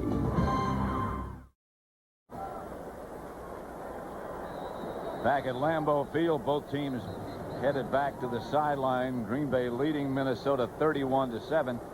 Minnesota traditionally has been a team that gave the Packers a lot of problems. Mike Holmgren, as we talked about at the beginning of the broadcast, not happy with the way the Packers had been beginning games. They haven't been able to get anything going. He should be happy. Well, he's probably still not happy about the way they began the game. I mean, if you think of the first quarter, it was all Minnesota Vikings. In fact, until Robert Smith stepped out of bounds there, that would have been 14-7.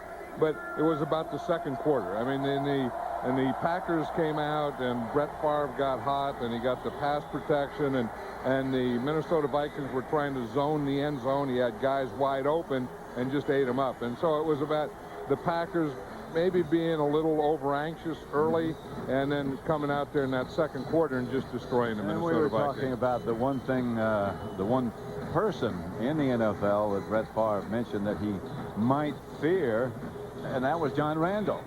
And do you think he has reason to fear him?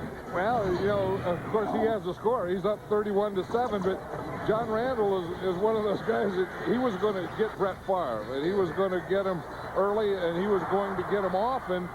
And he did get him early. And I think maybe that was the reason for the Packers' slow start, because they were smacking Brett Favre around, but Brett Favre did get control of it in that second quarter. And the Vikings kickoff is going to be handled by Schrader. Schrader is hit down to 20 in the fumble. The Vikings saying we have it. And a lot of them indicate we have it. Nobody in the striped shirt, and now somebody in the striped shirt. One of the officials indicates that Randall did fumble, that Schrader did fumble, and the Vikings do have it. And that's what Denny Green and the Vikings had to talk about when they went in there is, okay, man, the second quarter, we got whipped. We got to come out there and make something happen right off the bat. And right off the bat means your special teams. You need guys flying down there. When you're down 31-7, you have to do things like that. You have to put your helmet on the ball. You have to try and strip. You have to do those kinds of things in all areas, not just your offense, your defense and your special teams. So they get their first big play from their special teams. Recovered by Leonard Wheeler. First and 10 Minnesota, just inside the Green Bay 19. Robert Smith to the 15 and just across. The other thing the Vikings probably, talked about is you can't look at the score when you first come out in your first series in the second half. You just have to get things started again. So they probably want to start the game about the same plan that they started the first quarter. I mean, so they want to play this third quarter like they played the first quarter. 2nd and 6. Green Bay 31-7 over Minnesota. Smith hit and knocked backwards. Hit by Santana Dotson. He's a guy who's not big. He's tall and sort of gangly looking, but a great athlete. Yeah, and he goes perfectly with Gilbert Brown in there, because when Gilbert Brown is in there, he's the run stopper. He's the guy that is going to stuff the run. And then Santana Dotson is the athlete. He's the guy that makes those moves. He goes in the hole sideways, does all those kinds of things, and gets a lot of penetration. 3rd and 5. 3 wide receivers for Minnesota. Brad Johnson looks right. Gets one of the receivers. And should have enough for a first down. That's Chris Carter. See, one thing, this Green Bay defense, after the first part of the game, really has controlled the receivers of the Minnesota Vikings, Jake Reed and Chris Carter. It looks like early they were having their way with them, and then they calmed down, and then they started making some plays on defense. And then, of course, once the Green Bay offense got the ball, then they put the 31 points on the board. There's Green Bay defensive coach Rick Sherman. That's Evans to about the 5. You hear all that grunting going down. That's where you get your strength. I mean, the guys, you say, why do they do it? I mean, an offensive lineman, when he ties into a defensive lineman, and when a defensive lineman ties into an offensive lineman, there's always a grunt. And because that's where, you're trying to get underneath the other guy's pads, and that's where you get your strength. I mean, you get your extra power with the grunt. Now watch all the grunt. Every time you hit, you're going to hear the grunts. Ball at the 4-yard line. 2nd down, Smith. Trying to get around the corner. Slips out of a couple of tacklers and gets to about the 2.5-yard line. See, you hear Wayne Simmons on the end there just go, at the end. That gets that extra punch. Watch him. Here's Wayne Simmons here, 59. He'll be coming down the line of scrimmage. He comes off the tight end, come right down here. Now watch him when he makes that hit. You see that grunt is the thing that gives him right there. It gives him that extra explosion that knocks the guy out of bounds. If you can't grunt, you can't explode. It'll make it 3rd down. They need explosion right now. 3rd and goal at the 3-4 wide receivers. No running back. Touchdown to Chris Carter. Got the great hands. And the Vikings, again, you go back to the first quarter, they had things going, they had things started. And here you're going to see Chris Carter. And he's just going to come in. They have 3 wide receivers on this side. Chris Carter just comes right in here on a slant, and he's covered. Pryor was there with him, but Pryor had his back to the quarterback, and Brad Johnson just threw it right over Pryor's head. Chris Carter's 80th touchdown, career touchdown. the 10th player in NFL history with 80 or more. From Johnson to Carter. 31. NFL Sunday is brought to you by Isuzu, builders of the completely reinvented 1998 Isuzu Rodeo. Isuzu, go farther. By the U.S. Navy. Navy, let the journey begin. By 7-Eleven. Oh, thank heaven for 7-Eleven. And by Kinko's, the new way to office.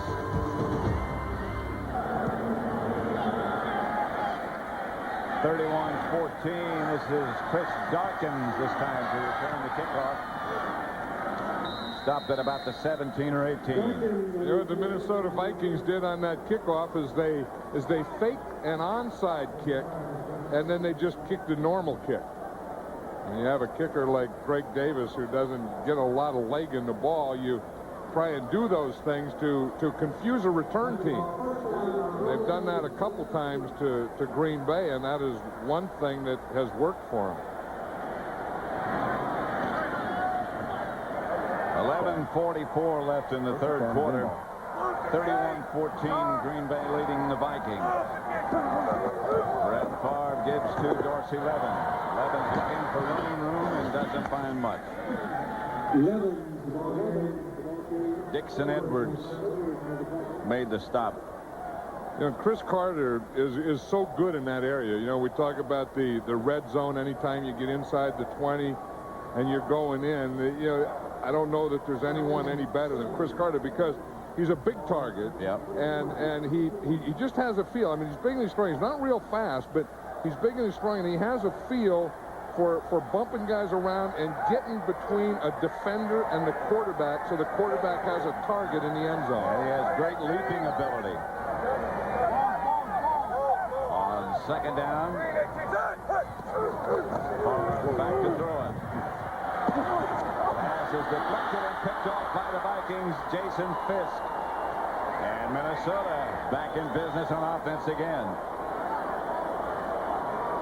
Jason Fisk is the nose tackle, and you'll see he's going to be dropping out. Here's Jason Fisk back here. Now, he doesn't knock the ball down, but this is what you call a zone blitz. You see, then he starts to go back. Did you see him go back? And then the ball is tipped right there by Derek Alexander. And again, Fisk, who is a defensive lineman on a zone blitz, he goes back and he becomes a linebacker. Now watch him here. Now watch him as he drops back. Watch 72. You see him come out. Now he's a linebacker. And he just gets that interception. Big old nose tackle. Ending up in a zone blitz as a linebacker and picking one off. First and 10. Johnson to throw it. Swings it outside to Smith. Robert Smith inside the 10. Knocked out of bounds at about the 8. Make it the 7-yard line. It'll be first and goal for there.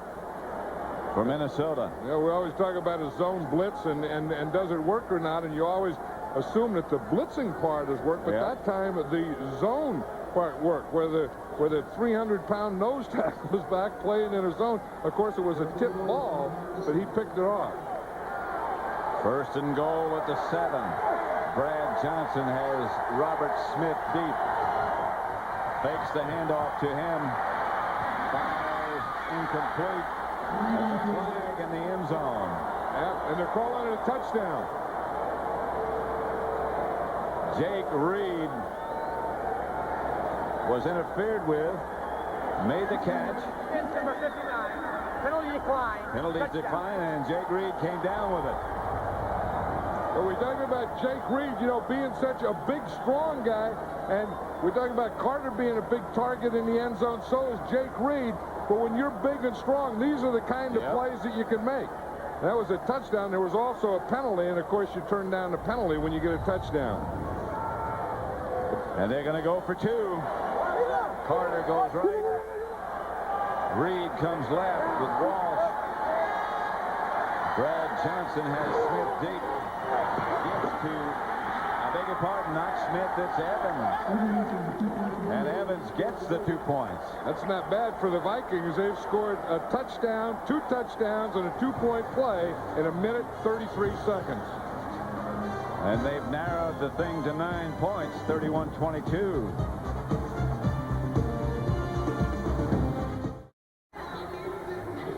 You know, we always talk about a cutback, and watch here. When Charles Evans starts, he's going to start here, then he sees a hole back to this side and cuts right back in it. This is a two-point play. This is a cutback. See, he's going to the right. Look at that big hole on the back side. Once he sees it, he goes to the cutback and takes it. Again, the Vikings fake that onside kick. The Packers have to honor that and come up. This is Chris Dawkins again to return the kickoff, and he's stopped short of a 20. Hard to set up a kickoff return when they fake the onside kick every time. Yeah, you can't do it, and that's what happens because the Packers have to come up in an onside prevent. And then when it's not an onside kick, then they try and get back into their regular return. Doug Evans over on the sideline, stretching. 1st and 10 Green Bay from their own 19-yard line. 31-22. All of a sudden, what looked like a blowout gets closer. Well, the Vikings played the first quarter well also. Yeah, they did. Levens to the line of scrimmage. Maybe a yard. Let's just watch that kickoff again, Pat. And you see when they go to the shift, then that puts these guys in a shift. You see how the Packers all come up? They have to get in this position for an onside kick because there's a possibility of an onside kick. Now they fake the onside kick. Then when they kick the regular kick, then these guys aren't in a position to get into a blocking formation. It's a heck of a move. It is. I don't know that I've ever seen that done before. Not a bad idea because if you don't honor the onside, they can just kick an onside kick. 2nd and 8.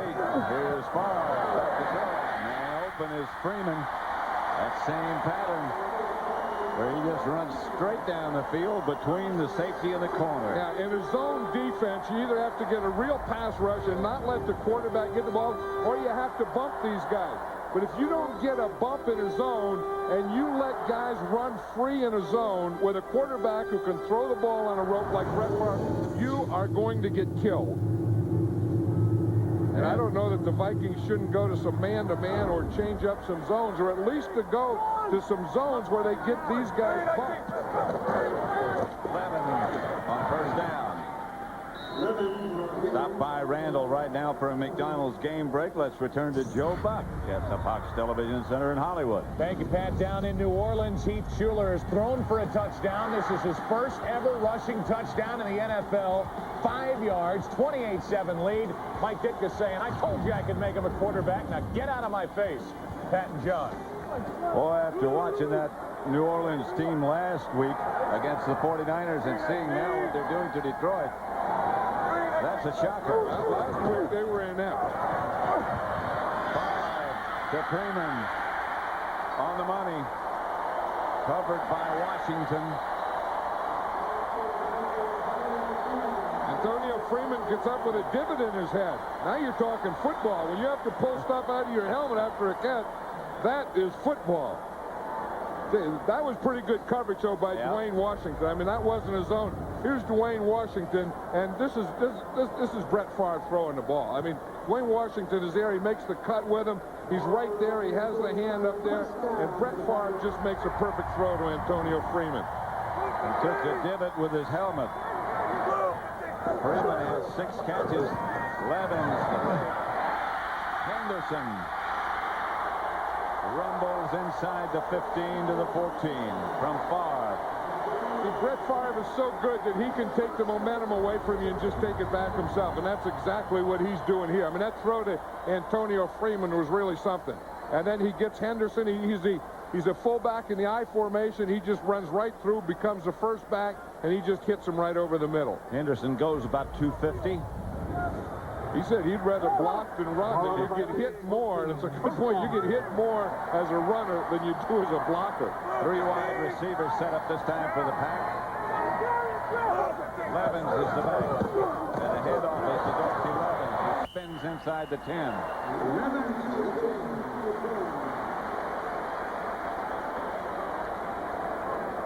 An explosive offensive unit.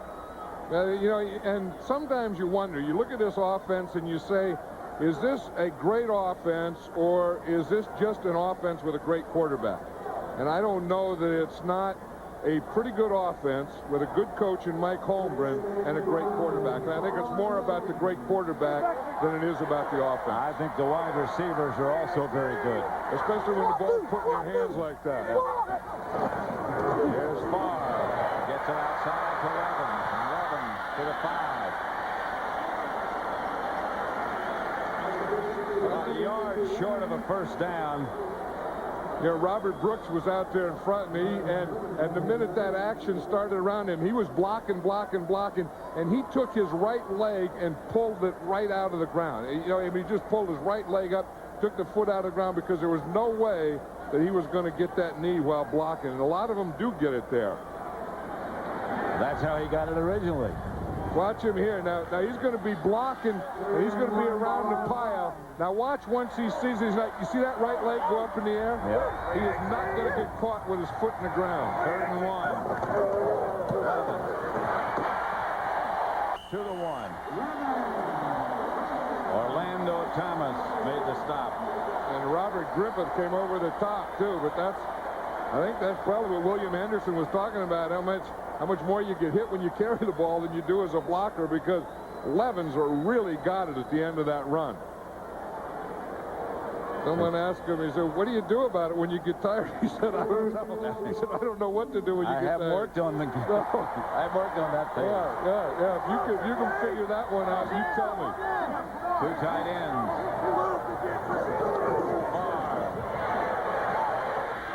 Touchdown Chamorro this time.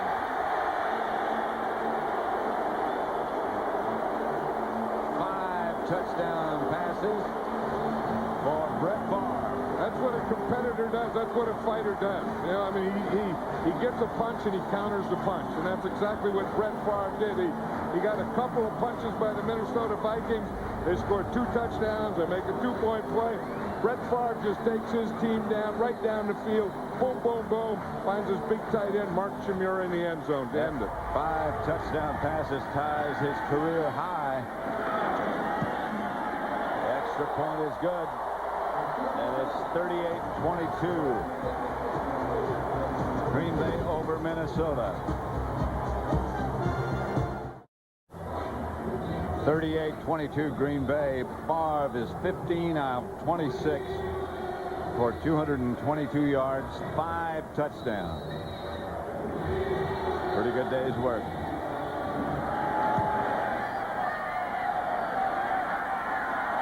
Robert Tate will start from the 4, and this time he has some room. Out of bounds at about the 39.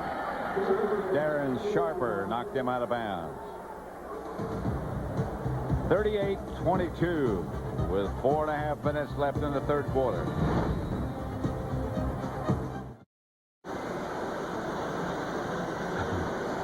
That's cheese. Yeah, you wonder when you see the cheese, you wonder where it's made. Well, it's made here in Wisconsin. You wonder how it's made. You're seeing it now. That's mozzarella right there, I think. This factory here, Pat, makes 60,000 pounds of this a day. And that's making some cheese. A lot of it's on your bus. I know it. And then I had, on my bus, I had a whole load of cheese in the cheese head. So then you eat the cheese, and after you eat the cheese, then you put the rest of it on your head. That's Robert Smith. Picked up about 8 or 9. Stopped by Eugene Robinson. You know, there's a guy who's been a big addition for this Packer defense, Eugene Robinson, and he's kind of the guy that, you know, Fritz Shermer says he manages our defense. He's the talker. He's the guy back there that, you know, gets everyone in place, gets in formation, gets all those things. And some of the things that Ron Wolf has done with this team and bringing in players, sometimes you don't get to talk about the Eugene Robinson, but that's a big deal. Smith into Packer territory about the 43-yard line. Tyrone Williams made the stop. Robert Smith, who averages, as I said earlier, about 8 yards a carry so far this year. If he can stay healthy, and over 100. And if the Vikings can get a better defense where they can stop someone and not get behind, because the way to take someone out of a running game is just to get so far ahead that the run doesn't mean anything. Here's Smith again, chased to the sideline and cut down out of bounds. Got only about a yard that time. Tyrone Williams on the stop. Denny Green said we have to be able to control the clock. We have to be able to run the ball. They did in the first quarter. Yeah, and they won the first quarter, and then the turning point was when Robert Smith broke away. It looked like he was going to score a touchdown. In fact, it looked like he did score a touchdown, but he stepped out of bounds on the 7-yard line, or was forced out of bounds by Leroy Butler, and they didn't get anything out of that. And then, boom, the Packers took over from that point on. Johnson throws, pass complete. Jake Reed. Stopped by Tyrone Williams, but Jake Reed is just too big. And if they play that defense, if they play Tyrone Williams man-to-man on Jake Reed like this, here's Tyrone Williams, here's Jake Reed, he will run this all day long. And if they don't give Williams any help, and again, it's just a guessing thing, he can hit that thing, and Brad Johnson will hit him on that 5th step every time, just like that. I'm impressed with Brad Johnson. And you have to be impressed with Robert Smith. Brad Johnson, as John Madden said earlier, only started 7 games at Florida State in his collegiate career. Robert Smith, he doesn't look like he would weigh 212, does he? Well, because he has those long muscles, and those, I mean, he doesn't have the thick, bulgy muscle, but he has the long muscles, and those are the ones that, let you make those kinds of moves. Edmonds is the ball carrier this time, and the last surge carries him down close to first down yardage. And Brad Johnson had that old fake again. He handed it off and went back, and he faked that old jump pass. He has that Brett Favre thing. Brett Favre started that, and I think he's just kind of passing it around the league. They move the sticks. But it is fun. If you watch a high school game, watch Brad Johnson here after he hands off. You see, he goes, he fakes the old jump pass. You go to a high school game now, and you'll see all the high school quarterbacks are doing that, and college quarterbacks. When's the last time you saw anybody really throw a jump pass? Johnson taken down from behind by Santana Dotson. Oh, he's giving the old grave digger. That's Gilbert Brown's move. Santana Dotson takes Gilbert Brown's move. Here's Santana Dotson right now. We're talking about what an athlete he is and how he can get his body in different positions. You see, he just gives that rip with his right arm, splits the guard and tackle, goes right through him, and gets to Brad Johnson. It was like we've had enough of this stuff of Brad Johnson throwing the ball. 2nd and 13. That was big. Gilbert Brown over on the sideline. Here's Brad Johnson back to throw it again. Flag on the play. Pass is finally caught by Chris Carter. Johnson down. Yeah, by Santana Dotson again. Flag on the play and a penalty against Minnesota. Johnson did have some time on that, and it was right at the end that his protection broke down and Dotson got there. Offense number 73, 10-yard penalty. Todd Stussy is number 73. Yeah, he's not the guy that Todd Stussey's over here. He's the left tackle. Santana Dotson was the guy that got there, so it wasn't Stussey's guy. But again, you see Stussy there. I guess he tackled his guy right in front of the quarterback, though. And right in front of the official. Yeah, but that looked like pretty good pass protection to me. And part of it was, he was on top of him. The guy was going down, and he just drove him down into the ground. Gilbert Brown's back in the game now. Darius Holland has really played most of the game in his position. Holland still playing. That's Robert Smith, who gets it down to about the 20 before Roderick Mullen brings him down. He slipped a couple of tacklers and got some extra yardage out of it. Yeah, Wayne Simmons had him all zeroed in, and he still doesn't know. Wayne Simmons walking around with his head down there figuring how the heck did he missed this tackle, because he had him zeroed in, he had him squared up, and he looked like he was wrapping his arms, and he went right through it. He still got his head down. And that's the end of the third quarter with the score: Green Bay 38, Minnesota 22. And Fox NFL Sunday will continue after these messages and a word from your local Fox station. Lambeau Field in Green Bay. Pat Summerall with John Madden.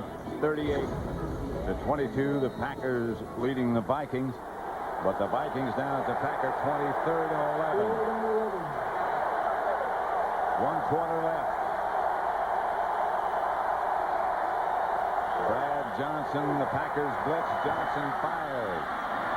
Carter made the reception. He well short of a first down. Eugene Robinson made the tackle.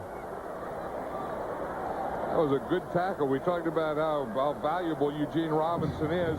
You know, that's a big tackle there, because that could be a 4-point play. And, you know, again, assuming that they make the field goal here, because that forced the Minnesota Vikings, instead of getting a first down and being able to, you know, go for a touchdown, it's forcing them to try a field goal here. And with 14 minutes left to go in the third quarter, you do have to kick a field goal in this situation. From 31 yards away, Greg Davis will attempt. He missed one shorter, but this one he hits. And it's 38-25. The Packers lead Minnesota.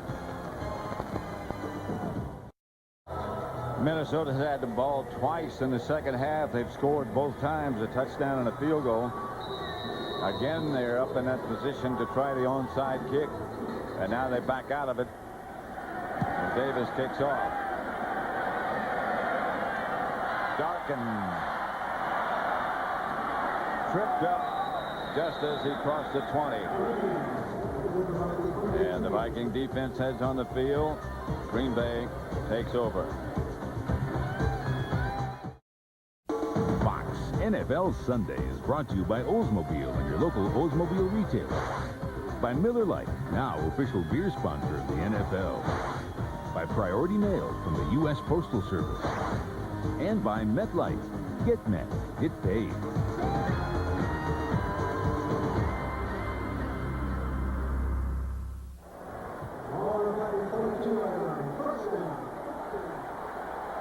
Minnesota on defense. The Packers 38-25 leaders. Here's Favre to throw it. Gets rid of it. That one's on the bounce. Incomplete. Freeman, the intended receiver. Yeah, you look at Brett Favre and his first 2 years with Green Bay. He had 37 touchdowns, 37 interceptions.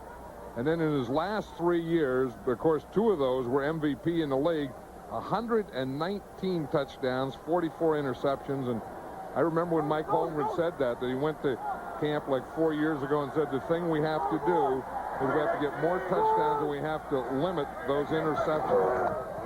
Remember, they didn't draft him. They got him from Atlanta. Brooks to the 46, tripped up by Griffith. Yeah, that had to be one of the Packers' biggest moves and one of Ron Wolf's best moves that he's ever made in his life when he picked up Brett Favre from the Atlanta Falcons. Watch Robert Brooks out here. Again, he's going to come under a stop. He stopped. He was running just a little hook. Yep. And then Brett Favre saw him, and they communicate so well. That wasn't a pattern. I mean, he was trying to find a hole in his zone. He didn't find anything. And then he saw Brett Favre looking at him, and he just made a slant out of it. 5 catches for Brooks for 92 yards. He and Freeman both have had big days. Here's Favre, 11. Dorsey, 11. Got a couple. Yeah, the frustrating thing for Minnesota has to be now is trying to get the ball back without having the Green Bay Packers score, because in the second half, the Vikings have had 3 possessions and they've had 3 scores. So I know what Denny Green is thinking now. We got to get the ball back, but we don't want to get it back as a result of the Packers having scored another touchdown. Packers go with 2 tight ends, Thomason and Shimura. Wide receivers come left.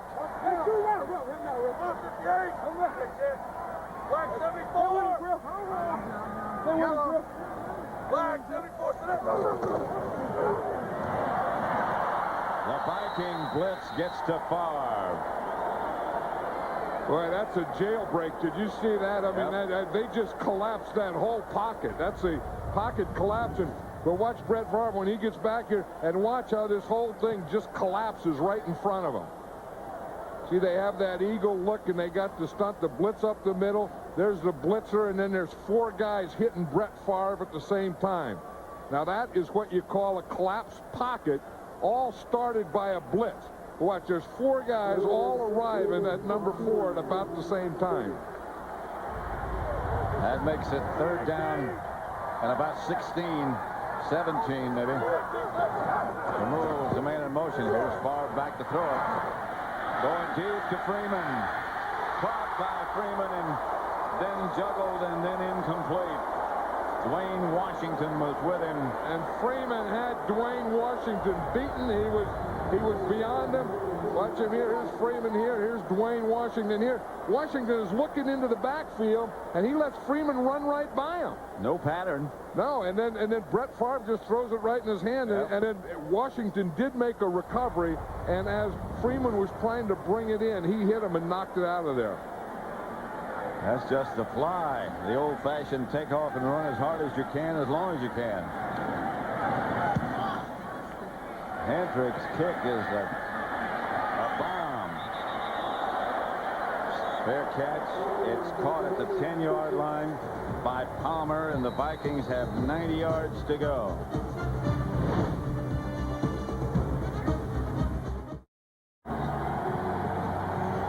(38-25) Minnesota ball at their own 10-yard line. The Packers leading after a big second quarter. Put them in charge of the game. Favre red hot all day long with a couple of wild times early.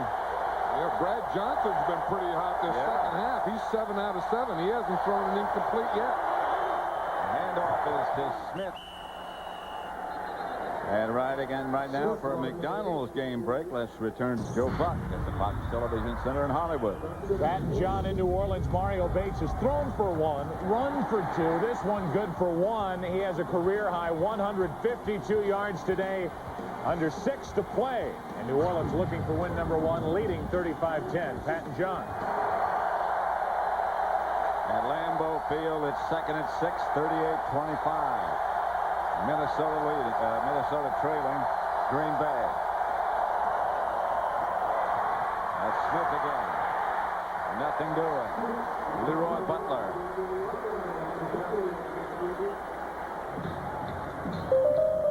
Lost the yard. For a guy that has a torn bicep, Butler is all over the place, isn't he? He said, the only thing he was worried about is, is if he's going to be able to handle or control the pain.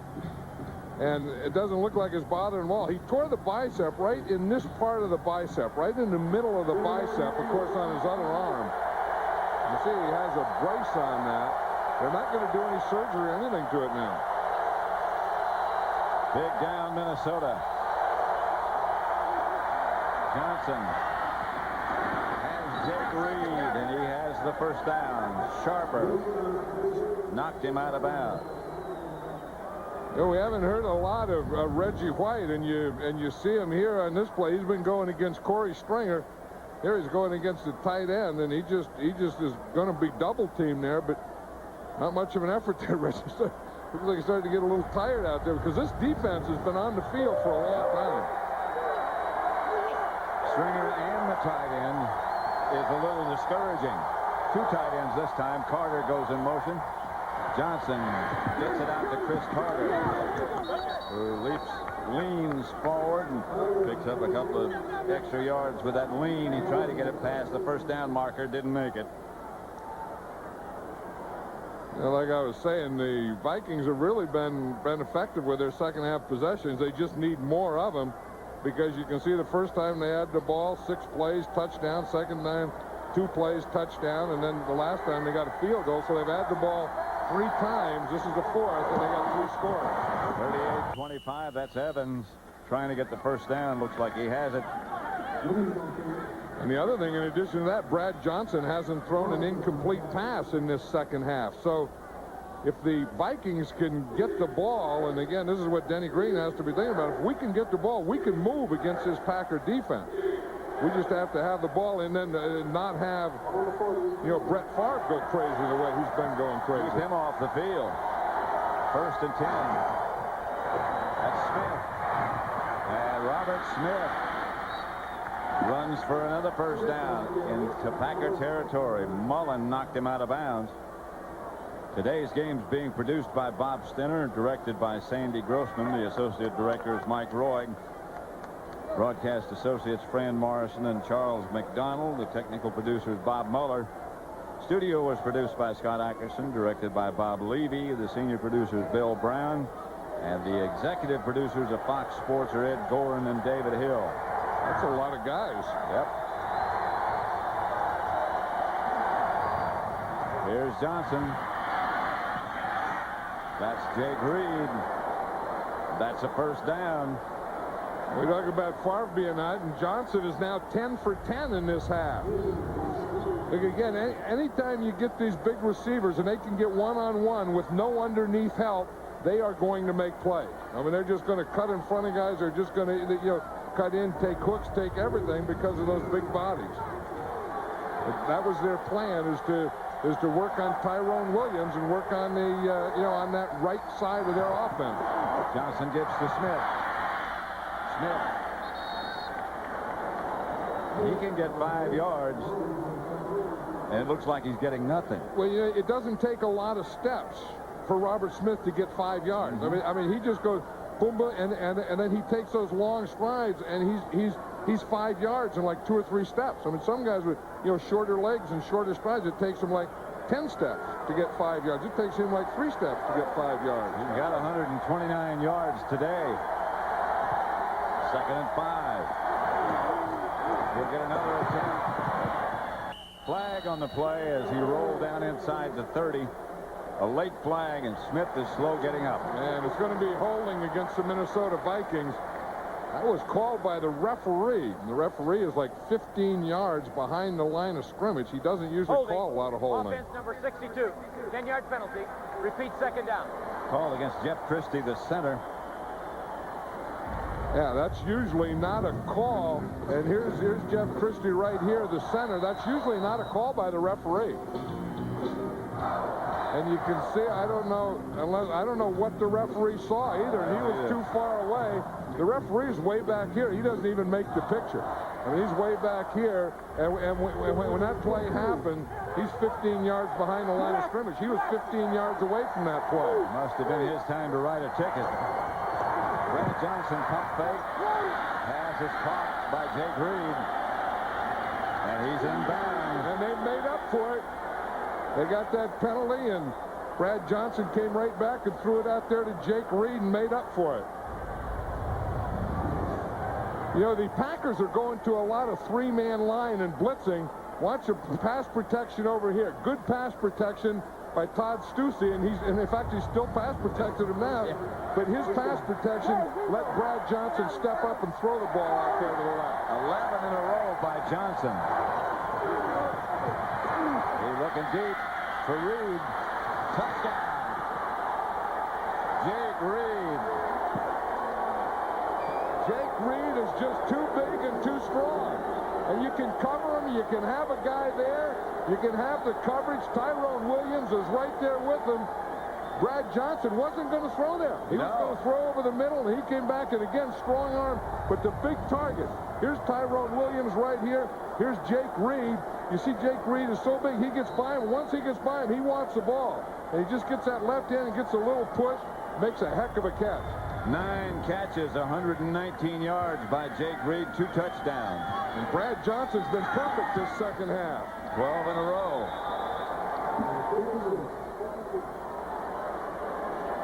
And it's 38-32. Green Bay leading. 12 for 12 for Brad Johnson in this quarter, in this half.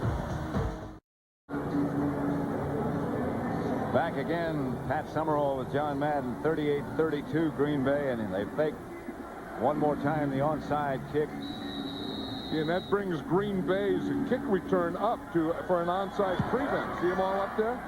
And then Greg Davis deep to Darkin. Flag on the play as Dawkins has some room and is finally brought down outside the 45-yard line. Good return, but there's a penalty marker down.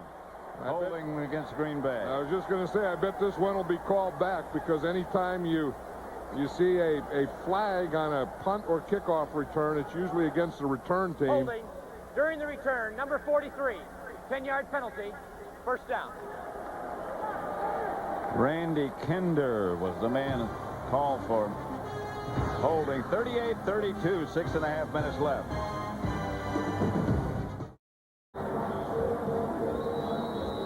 is the head man of the Vikings, Denny Green. And his team has quietly gotten himself in a position to win this game. Well, as you look at that score, 38-32, the Vikings could win with a touchdown. You think back to that two-point play was big. Antonio Freeman from Favre gets the reception. Remember when the Vikings went for it for 2 points, and now they're only 6 points down. But the thing that Denny Green is thinking now, not so much about that two-point play, but he's thinking about getting the ball back, because they know and they've proven that if they have the ball, they can move it, because they've scored every time they've had the ball in the second half. So they know if they can get the ball, they can score. So the big thing is, can they get the ball now away from Brett Favre? 11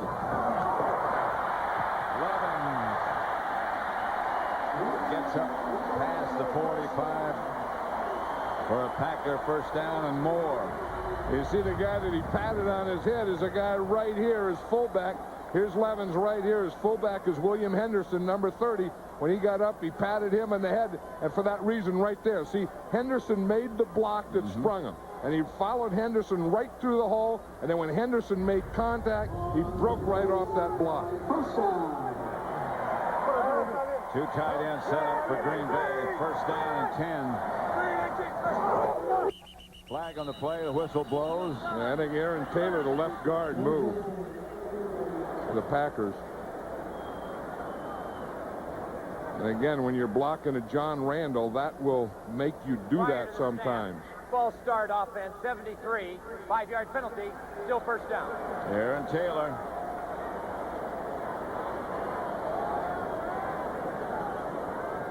Dorsey Levens talks about, how tired he gets, but, there are a lot of guys that play better when they're tired, and he could be one of them. Look, in the first half this season, he's rushed for 100 yards, and in the second half, he's rushed for 266 yards. Second down and 15. Two tight ends for Green Bay. Vikings fake the blitz. Maybe they're coming. And Favre, I believe, read it. He comes away and gets sandwiched. As he got close to the line of scrimmage, the pocket collapsed. You notice one thing about the Minnesota Vikings, when they get Favre, they don't just let one guy get him. And when they get him that first hit, boom, boom, boom, boom. There's going to be 3 or 4 guys on him every time. And if someone will slow him up or just get him a little, I know that their plan has to be, look, if we get him, get everyone on him. Coach Fazio looking for a good defense. Packers put in extra receivers. The Vikings put in extra defensive back. Second and 14. 4 wide receivers. Now the Vikings better get some bumps, because they haven't gotten bumps against these 4 wide receivers. Derek Mays made the reception. He got 6 yards. Dwayne Washington made the stop. And he was the guy that was off. They were up on the slots and off on the corners. And so that was the guy that they were going to hit with a slant, was where they're off.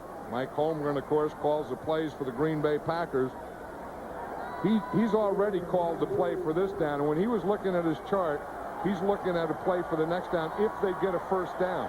He's already called that third down play. 3rd and 9. The clock is still running with 3:20 left. 38-32 the score. 3 wide receivers. The tight end Shimura is to the right. That's Freeman in motion. Favre gets away from the blitz, and now he's down. And the Packers will have to punt. Wayne Rudd made the initial contact. The guy that made that play was Fernando Smith. Right. He kind of played nose tackle, and he got the penetration. He's the first guy. You're going to see Fernando Smith is right here. Now watch him. He runs right by Jeff Dollenbach, and he gets penetration here, and that's the thing that gets Favre out of this. See the penetration? He almost got Favre as he was going back. Then that made Favre scramble. And Brady comes over for the last takedown, and Favre doesn't care for that.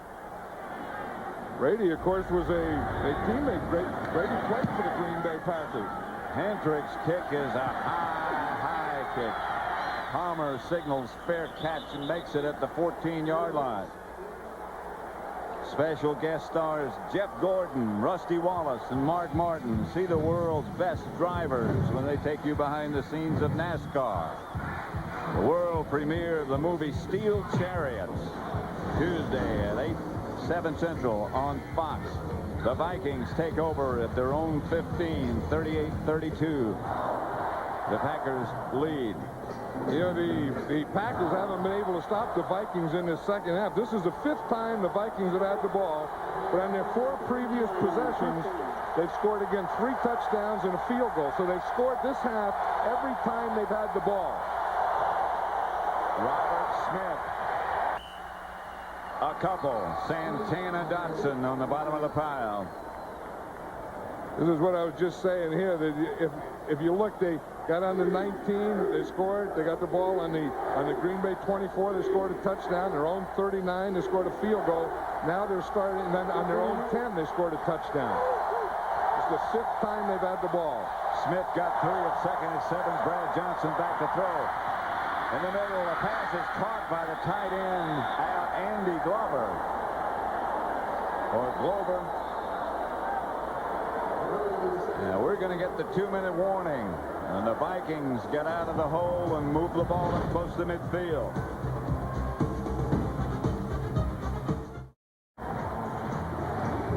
Back at Lambeau Field, Pat Summerall with John Madden. 2 minutes left, 38-32. Brad Johnson has hit 13 out of 13 in the second half, 3 touchdowns.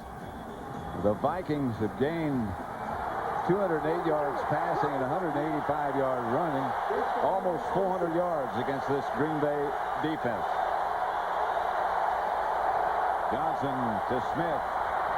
Again, he fakes that jump pass. Smith runs out of bounds.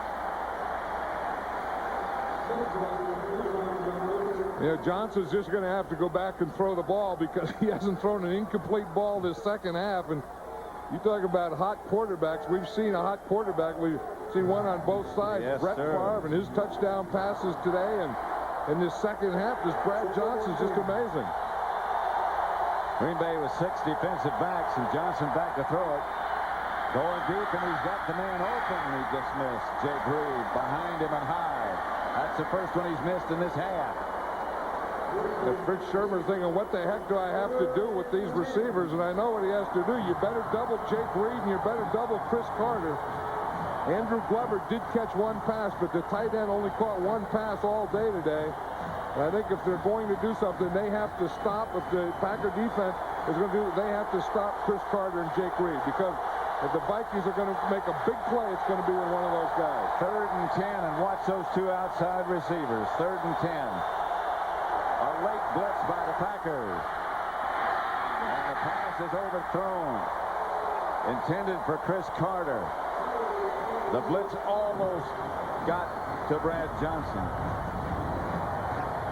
You see, the Packers have been using a lot of 3-man line and then bringing 1 or 2.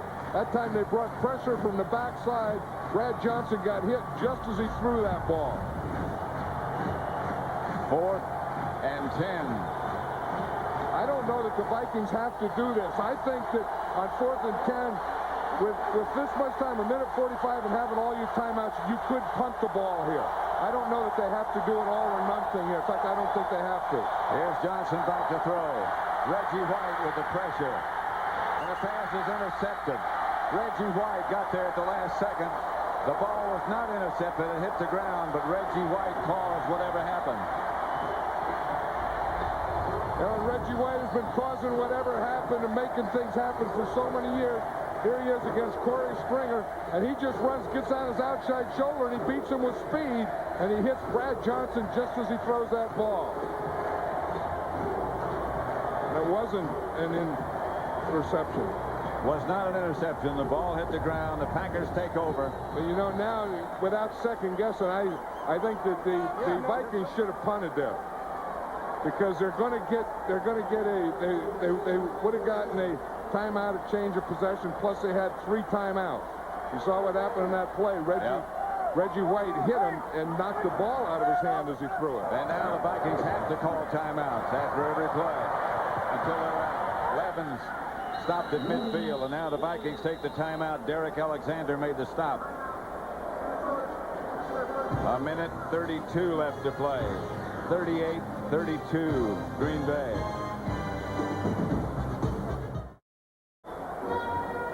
Reggie White. Sometimes you think that maybe he lost a step, but whenever need be, he regains it. And he regained it on that 4th down play when he hit Brad Johnson as he was throwing the ball. Here's Evans. And the Vikings again take a timeout. And now all the Packers have to do is get a first down. See, once a team, you always want to save your timeouts, which the Vikings did, and you want to use them in 3s so you can get the ball back.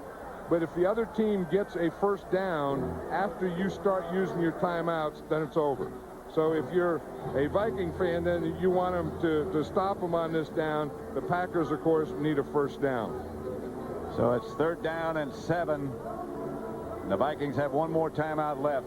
And I still go back to that 4th down situation and not thinking that they had to go for it on 4th down. I think a punt would have been a good play, and then put them down, because you're really just taking one play for 4. You're taking one. If you don't get it, you're giving up 4. And then put them down there, then use your timeouts and get the ball back.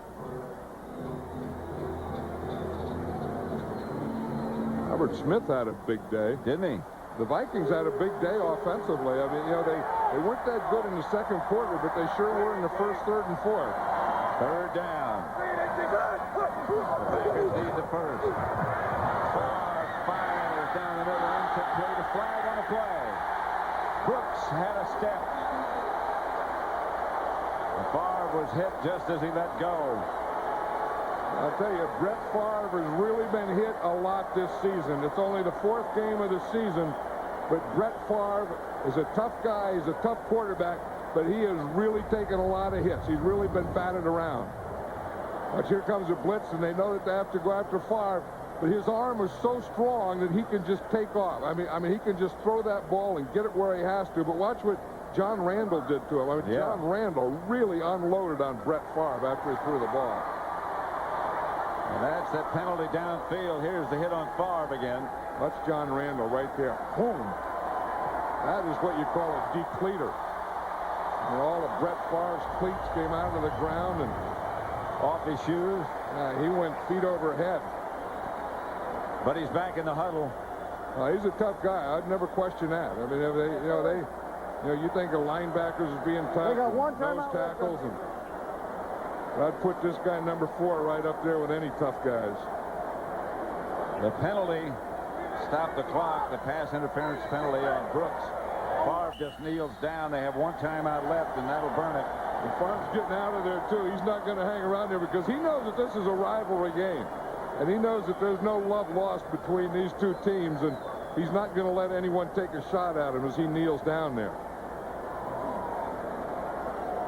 Hey, the Vikings were in this game. They had it under control, and then they lost control of it. And then the second half, they came out, and they were hot. Brad Johnson did everything he had to do to win.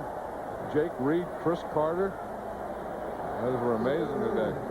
Vikings going for 2 to put themselves in a position to win. And Reggie White made a play. Big play. I wonder how many times we've said that in our career. Reggie White made a big play. Seems like all our lives, but today was Brett Favre's day. This is the 21st consecutive win for the Packers at Lambeau Field. Includes 3 in postseason. The last loss was in September of 1995 to the St. Louis Rams, 17-14. So they've been just about unbeatable here. Right now, let's send you down to Pam Oliver, who has Brett Favre. All right, thanks a lot, Pat. We're going to wait till he gets the shoulder pads off. You took a bad hit there. How you feeling? I feel good. Anytime you win a ball game, it's it's exciting. But it was a rough game. We knew it was going to be a tough, hard-fought ball game, and we found a way to win at the end.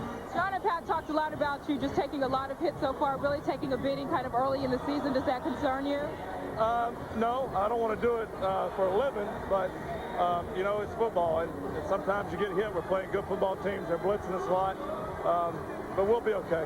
What does the record mean, breaking the record, Bart Starr's old record today? What does that mean for you? It just means a lot because we won the ball game.